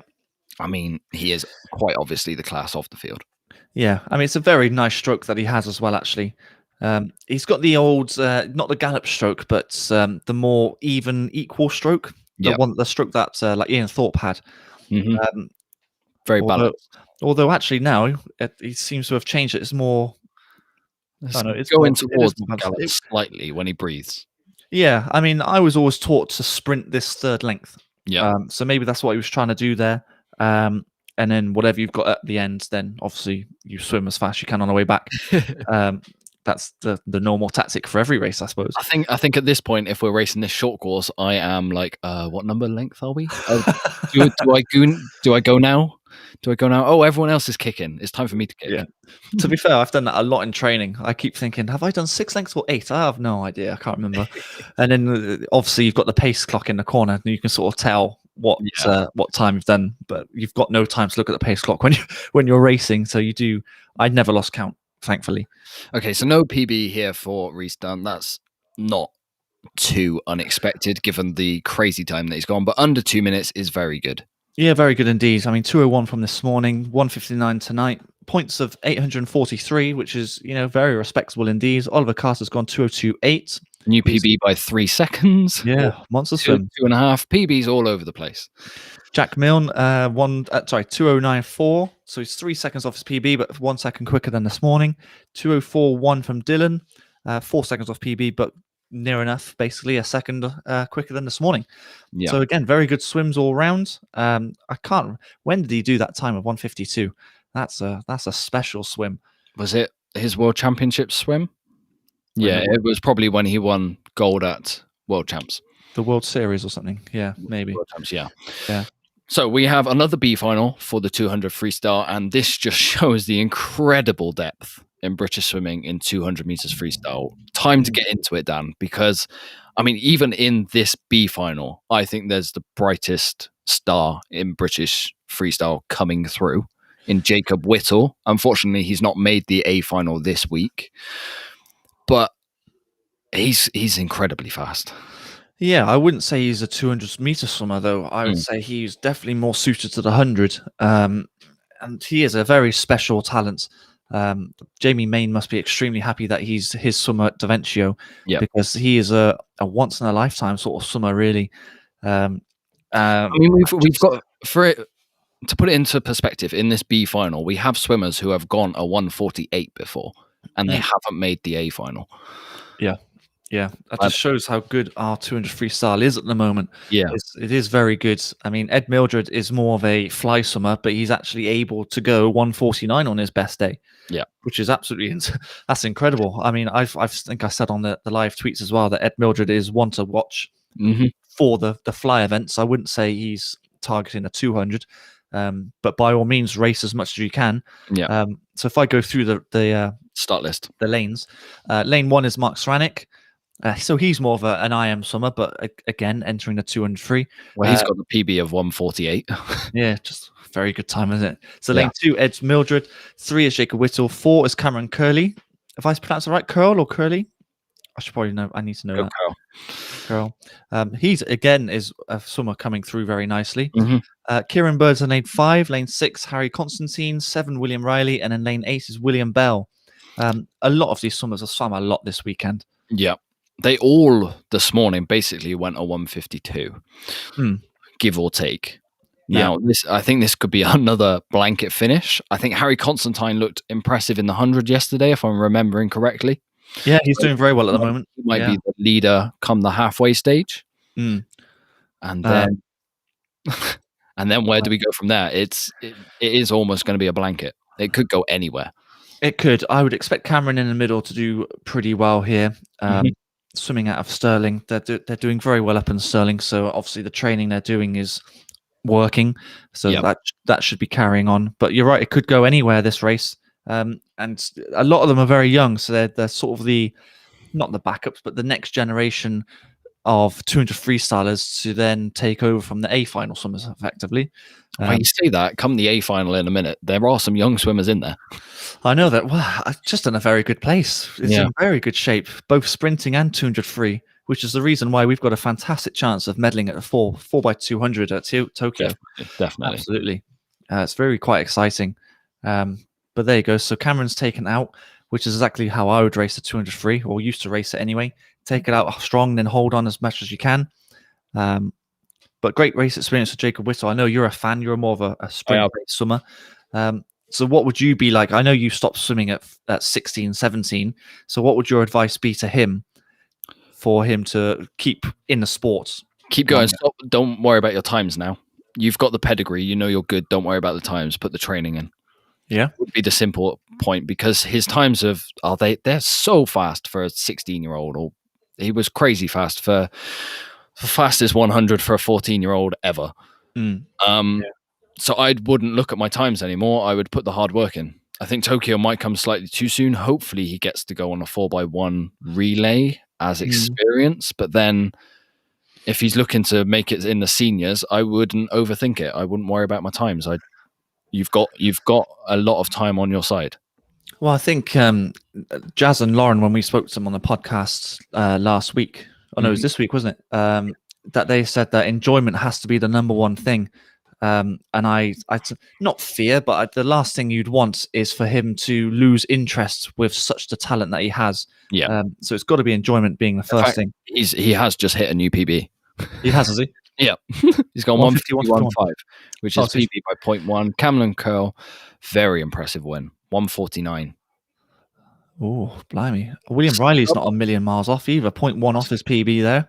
I was going to say sub 150 and he's not in an A final. That's it's impressive, isn't it? It is impressive. But good swims all around. I mean, 151.51 for Jake Whittle, and he's not really known as a 200-meter swimmer. It's good. And it's great that he's actually racing these races. So he's not specializing already. I think it's good that he's going over distance as well as doing the 50 and 100, which is great. But Cameron Curl, fantastic swim, 149.1. I mean, that's how you win a B final. Blimey. Yeah. A final time. Probably the deepest final of the whole competition, which is underlined by the fact that Jimmy Guy is in lane 1 here. I mean, he did take it very steady. And he pushed it a little bit too much, I think. Oh, he's in lane 1. I thought he was in lane 8. Okay, he's in lane 1. But even still, he's pushing the boundaries a little bit there of what he could and could not swim. But this race, I think it might just be labelled as the race of the whole weekend, actually, because the names in this is just monstrous. Let's go for it. Go for it. Wow, it's weird to say that Jimmy Guy's in lane 1. He should really be in the middle lanes, but I just don't be surprised that he comes in the top three, even potentially winning it. Callum Jarvis, I mean, he was in the World Championship Relay in 2017. He's no slouch. I mean, his PB is 1:46. Incredible. Matt Richards, I would say he was more suited to the 100, but when you look at his PB of 1:47, I mean... He came silver at World Juniors or European Juniors.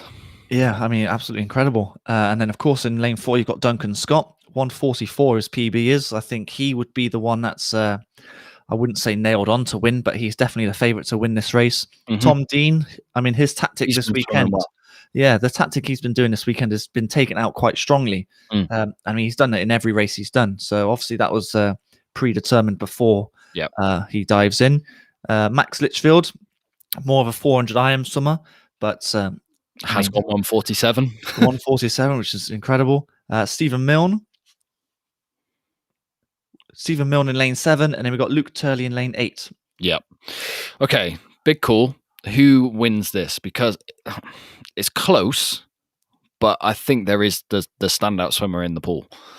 Yeah, Duncan is a bit special, isn't he? He is. He's just the top dog at the moment for GB freestyle and IM, I suppose. But he is.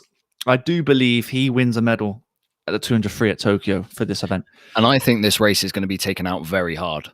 Given the way he raced this at ISL, the 200 freestyle, he went out really fast there. We really love that tactic. Tom Dean has been taking things out really fast as well. Yep. Matt Richards is a 100 swimmer. He's going to take this out fast. I think those lanes in the middle are going to certainly set the pace. And then Jimmy Guy at the top is going to go unnoticed compared to the rest of them. They might try and keep him in their sights, but maybe he tries to take it out hard as well.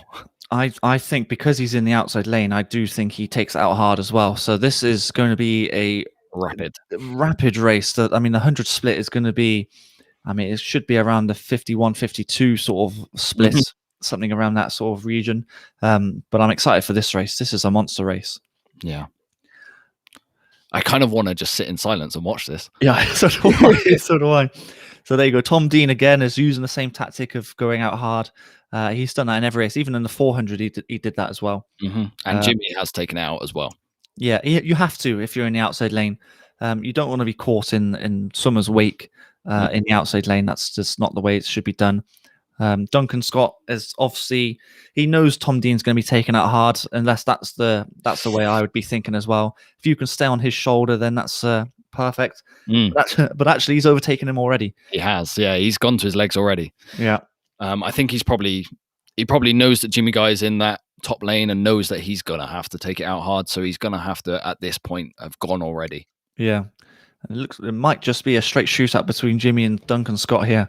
It's good, exciting. What's the split there? 50? Oh, I missed it. 51. 51.5, I think it is. So there you go. That's about right. Yeah. I mean, a world class. Ian Thorpe said that if to do a world class 200 free, you got to split about a 50 or 51. So these guys are swimming a world class 200 at the moment. Tom Dean is not going anywhere, mind you. He's still staying with Duncan Scott and Jimmy. In fact, would you say he's catching up slightly? Potentially, I don't know. But it's a race for home now. I'm sorry if I'm not talking much. I am just enjoying this race. I think Tom Dean here is going to get this. He is absolutely tanking this last 25. He's got stronger legs, it seems. Jimmy Guy, don't write him off as well. Is he going to get there? Is he going to get there? Oh, my stream's slightly behind yours. Don't say anything. Just got it, a 1:46.7. Wow, 1:46.7. Tom Dean 1:46. Is that a PB? Oh, no. Not quite. 1:47.4 for Jimmy at the top as well. What a race! We have 3 swimmers sub 1:48 there. Yeah, in March. That's good, isn't it? I mean, Duncan Scott, he's looking very good. Duncan Scott, Tom Dean, his place must be sort of cemented for the 4x2 now. I would say so. Based on that. I think another name who unfortunately is missing would be Joe Litchfield, because he did a 1:47 last week. Matt Richards, his finals haven't quite seemed up to his heat swims. It seems a bit hit and miss sometimes, but he's got good swims in the bank. Well, I mean, this is a great learning swim for him. I think he's only 18, 19 as well. Yeah, I mean, if you were to pick a swimmer to race against or swimmers to race against in the country, it would be the race he's just swam in. Yeah. You got the British record 400 IMer, you got the best 200 freestyler, you got Tom Dean, Jimmy Guy. I mean, the pedigree that we have, some of these swimmers are some of the best that we've ever had. Yeah. So a fantastic learning curve for him. I wouldn't say he was more suited for a 200 anyway, but the 100s certainly. 100. Yeah. Yeah. Wow. Good race. Good race. Good race. And there's 2 more races to go. Women's 200 IM, isn't it? Yeah. Oh. And breathe. Yeah, those times are good. 1:46.7. I don't know what the winning time was in the 200 free at San Antonio for the Americans. Shall I have a quick search? Have a quick look for us, because I'm sure those times are quicker. But so we've got 2 races left, haven't we? 200 IM Paris side is first. So we've got 2 S6 swimmers and an S13 swimmer. So Grace Harvey is in lane 3. Lane 4 is Abby Kane, who's the S13 swimmer, and lane 5 is Maisie Summers-Newton. I always get that name messed up. I always do Summers and Newtons after, but yeah, Maisie Summers-Newton. Okay, while I have you. Yeah, go on. San Antonio was won in a 1:47.0. Okay. Who was that? And then Andrew Selick, I can never say his name. Saliska or something like that, yeah. Yeah. And then Blake Peroni went a 1:48.6. So that is... I mean, based off that, we're in a very good position at the moment, aren't we? Yeah, Townley Haas only went a 1:49.2. So... Wow. I mean, based off that, then we're going to be winning that 4x200. But steady on. Well, I don't. I'd like to build hope. But I do. I think we medal. I think we medal in that race. I think we've guaranteed a medal in the 4x1 medley. It's just whether it's gold or silver. Yeah. 4x1 freestyle. Our best sprinters at the moment are quite young, so maybe not this year, but Paris definitely. Yeah, I was going to say there's some good French swimmers out there for the 100. The Aussies are always really strong, and then the Americans always pull out like 5 or 6 100 freestylers out of nowhere. Yeah. So I think relay, because we always used to struggle on the relays. It was always the Americans, the Aussies who were the dominant force, and the French, of course. And now we're becoming such a strong force in every relay as well, both men and women as well. So it's good. It's very good. But yes, 200 IM now, isn't it? S6, the British record holder in Maisie. That British record is 2:57. Maisie went 3:02 this morning. So it might be a bit of an ask for a British record here. I mean, by all means, let's root for her. I'd love to see another British record today. Can't have enough British records, can we? Well, she's the world champion in 200 IM. I'm not sure if she has the world record. She might do. Yes, she does. Yes, yeah. I was told that on Twitter this morning. Okay. Yeah, put in your place. Yes, I was. Yeah. So of course, if she were to swim a PB, then we might see. I don't know how that works then. So if she were to swim a world record, would she get more than 1,000 points? Is that the way it works? I would guess so. Yeah. Okay. That would make sense to me. That's the way in my mind works as well. Because then if you have 2 swimmers who go over the world record, you need to separate them somehow. You can't just have a flat 10,000. But then how is it judged? How many more points over 1,000 do you get? The same way it's judged the other way. Come on, Dan, use your brain. I need to ask Jack that when we get him on for I'll ask him that. But as expected, Abby Kane's taken out because of being an S13 swimmer, the visually impaired swimmer. Yeah. Very nice backstroke she's got. But because of the 2 S6s, it's just a straight shootout. Points aren't on the table as such, if you like. But it's good to see 3 swimmers in the water rather than just the one. Especially 2 in the same classification as well. Yes, yeah. I mean, it would be nice if they were racing next to each other so they could properly race against each other and see each other. It's just the way old-fashioned swimming is. It needs the spearhead. Well, I mean, I'm more than happy. That's the way it's always been with spearheads, to be looking at the yellow or golden lanes, because that's where your eyes are usually fixed, aren't they? Which is the reason why outside burners are so great to see sometimes, because they're not supposed to win out from the outside lanes. So yeah, no, definitely not. Have we got any questions going along now? Not right now. If anyone does have any questions for us to answer before the end of this live stream, please feel free to leave them. If not, please subscribe to the Propulsion Swimming YouTube channel. We are putting up new videos every week, new podcasts every week. I think our video this week is a blackboard breakdown of Lily King. And is that ready to go? That is ready to go. So what an amazing swimmer she is. We basically have a look at why she's so good.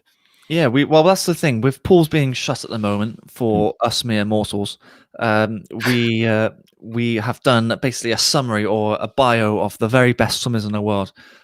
Last week it was Ryan Murphy.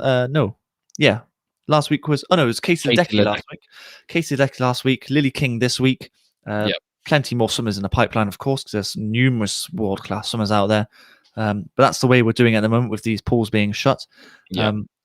And Scott's obviously an editing guru, and he loves doing it. So it's been his sort of baby, if you like. But so here we go. So Abby's coming into the finish. 2:45. So pretty much exactly the same time. Exactly the same time as what she did this morning. 3 minutes flat. For Maisie, 3 minutes flat. So 953. That's a big score. Exceptional time. And then even Grace has gone 9:16 on points. In fact, is that a PB? Oh, she's just off her PB as well.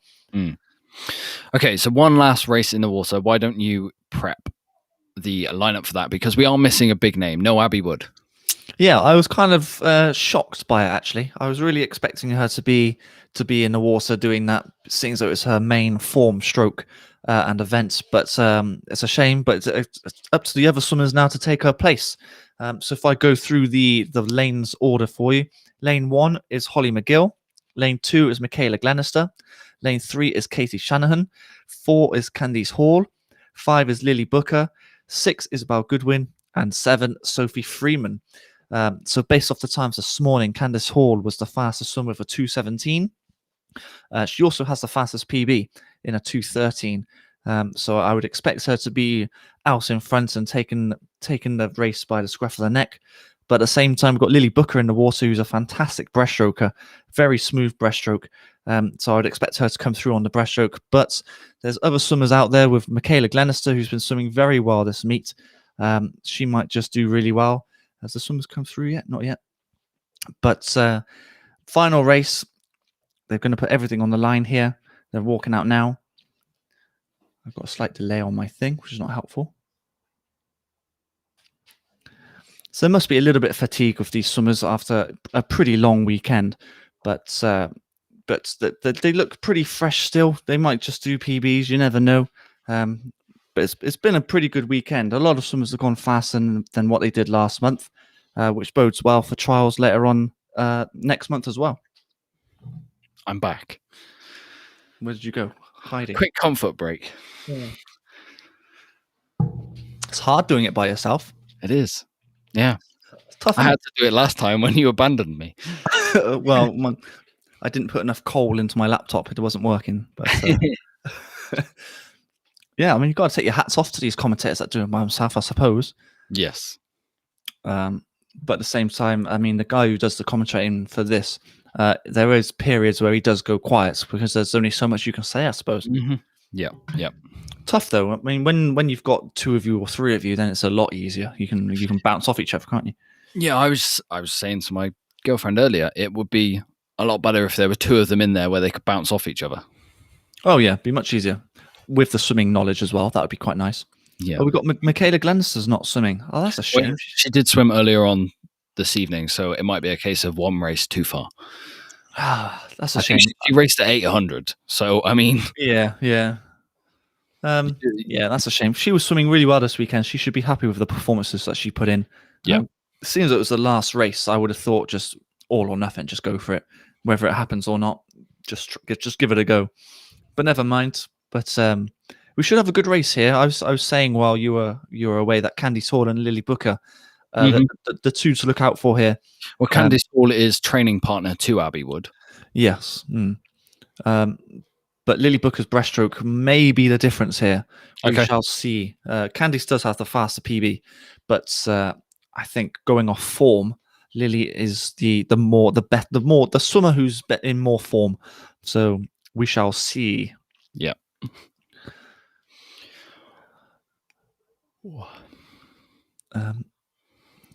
You've had no questions, no? No. Oh. It's all right. Nice gentle wind down to a long weekend of commentating. Yeah. We will obviously be back in the near future for the Para Trials and the British Trials. I know for a fact British Trials, our evening live streams will not be this long because, like I said earlier, there's only 6 events an evening. I don't know if there's going to be A or B finals. I doubt there will be because there'll be limited swimmers. Yeah, I don't know if is there going to be many more swimmers than what's happening now. I'm not so sure there would be. It just caters to the elite side because it is kind of pointless getting other swimmers in if they haven't been training for months and months. It's almost pointless. But yeah, there are a few elite swimmers missing who we still haven't seen. So podcast guests that we've spoken to, Zav Mohammed, we haven't seen anything of kind of the Cardiff lot. There's a very few of them there. Yeah, and then Jay Lelliot, people in kind of the Sheffield lot. Yeah, we haven't seen too much of them. I don't know if race here. Your prediction hasn't quite come in, has it not? Has Candy's managed to hold her off? Oh, she has. Yeah, good race though. What's that? 15 new PB for Lily Booker. Yeah, there you go. Wow, new PB for Isabel Goodwin. I mean, it's good that you're hitting PBs at the end of a Sunday of a long weekend. I mean, yes. Maybe need to put in more effort in the earlier races. No, no. I mean, fantastic swim all around. I mean, a lot of swimmers should be pretty happy with what they've done this weekend. Not easy with the circumstances, of course, like we've mentioned, with the atmosphere and the bubble, etc. Yeah. So they should be very, very proud of what they've done. Definitely. So that rounds up another weekend of British swimming racing. Have you enjoyed it, Dan? It has been good, actually. It does get difficult when you're by yourself, so don't leave me alone again because it's very tough. But it's enjoyable. It's great to see racing back again, of course. Yeah. And of course, it's a shame that we now have to wait another month until we see the next batch of racing. But yeah, hopefully it won't be too long. We do have one question to finish up with before we leave. Okay. See you guys again soon. Could Duncan Scott do a Phelps given his best events are middle, distance, free, and fly? I'm going to go with no, given the depth in 200 fly right now and how fast Milak is. And elsewhere in the IM events, there's Sato and Hagino, who are also ridiculously fast. And being a Japanese home Olympics as well, I mean, they're going to be on top of their game. I think Sato is on a different sort of level in the IM world at the moment. He did set the world record in the 400 IM at ISL last year, didn't he? Yeah. And I don't think he'll break Michael Phelps' world record. That record is staying for a long time. Yeah. But I think he gets close. He might even do like a 4.445 sort of time. Duncan's not that sort of level, I'm afraid. His best chance is the 200 free, and in my opinion, is the argument of does he just target the 200 free and put all his energy into that, or does he go for the other events? It's kind of a toss-up. I would concentrate on freestyle because he'll be doing the freestyle leg and the medley relay. Obviously, the 4x2, the 4x1 free, plus the 200 free, plus the 100 free. So that's 5 freestyle events. So difficult. I mean, he could enter the 200 IM as well, but then would he experience fatigue? I would imagine he would do. Yeah, I think you race the 200 free and the freestyle relays, and then if there's anything after that, go for it. Yes, yeah, and of course, it's going to be. He's going to be swimming 3 races a day potentially if he were to do all of them. Not many swimmers can do that. I mean, only Phelps and Loxie, I guess, have done it. I suppose you could say Katinka Hosu because she's just an animal as well. But it's difficult. I would, if I were the coach, but I'm not his coach, stick to the 200 free because that's his best opportunity at not just a medal, but a top medal, gold medal. Okay, one more. Okay. Favorite Olympic sport besides swimming? Ooh. That's a tough one. That is a tough one because the sports that I like are at the Olympics, but not celebrated at the Olympics. So what I mean by that, like tennis, for example, It is at the Yeah, Olympics, it's not an Olympic sport. but Wimbledon's higher than the Olympics, in my opinion. I think that's the same with most. I'll tell you what, I like a bit of cycling. I really do. I've cycled at the Velodrome at London. I need to do that. It's a very good experience. It really tires you out because you can't go slow. I'm not the best cyclist, my dude. I can run and swim, but then cycling, if I were doing a triathlon, cycling I'd really quite hard. I can't run. I do like cycling, and actually the road race I find a bit more interesting than actually the velodrome. I enjoy the tactics over a 5-hour long race and seeing where they go. I actually quite enjoy that. I think I'm a bit boring. I like the athletics, even though you get the Diamond League and all those sorts. Too much publicity. You don't need athletics. It is, but then you get the really fast Jamaicans in, and then the Kenyan distance runners, and you see some proper good stuff. I think it might be a little bit different now. Bolt's not there. I mean, I tuned in for Bolt every time. Yeah, I have to say athletics. Rowing is quite good, but sometimes quite boring because it's just the same thing over and over again. Probably could say that about swimming, quite frankly. But so I'd have to say athletics if I were to choose other than swimming. Yeah. Okay, nice. Right. Well, that just about rounds up this evening's live reaction live stream from Propulsion Swimming. Thank you so much for everyone who has joined us. We are enjoying this more and more every time we do it. I feel like we're getting better every time we do it. With practice, we will only get better. So we will see you all again in April for British Trials in Sheffield. It's the 8th of April, I believe, isn't it? So yes, not too long away. What's it? 3-4 weeks? Yeah. So we will see you all then. And if we don't see you before, please subscribe to the Propulsion Swimming YouTube channel and check out all of our other swimming content. From me, Scott, thank you very much, and I will see you again soon. Yeah, catch you later on, everybody.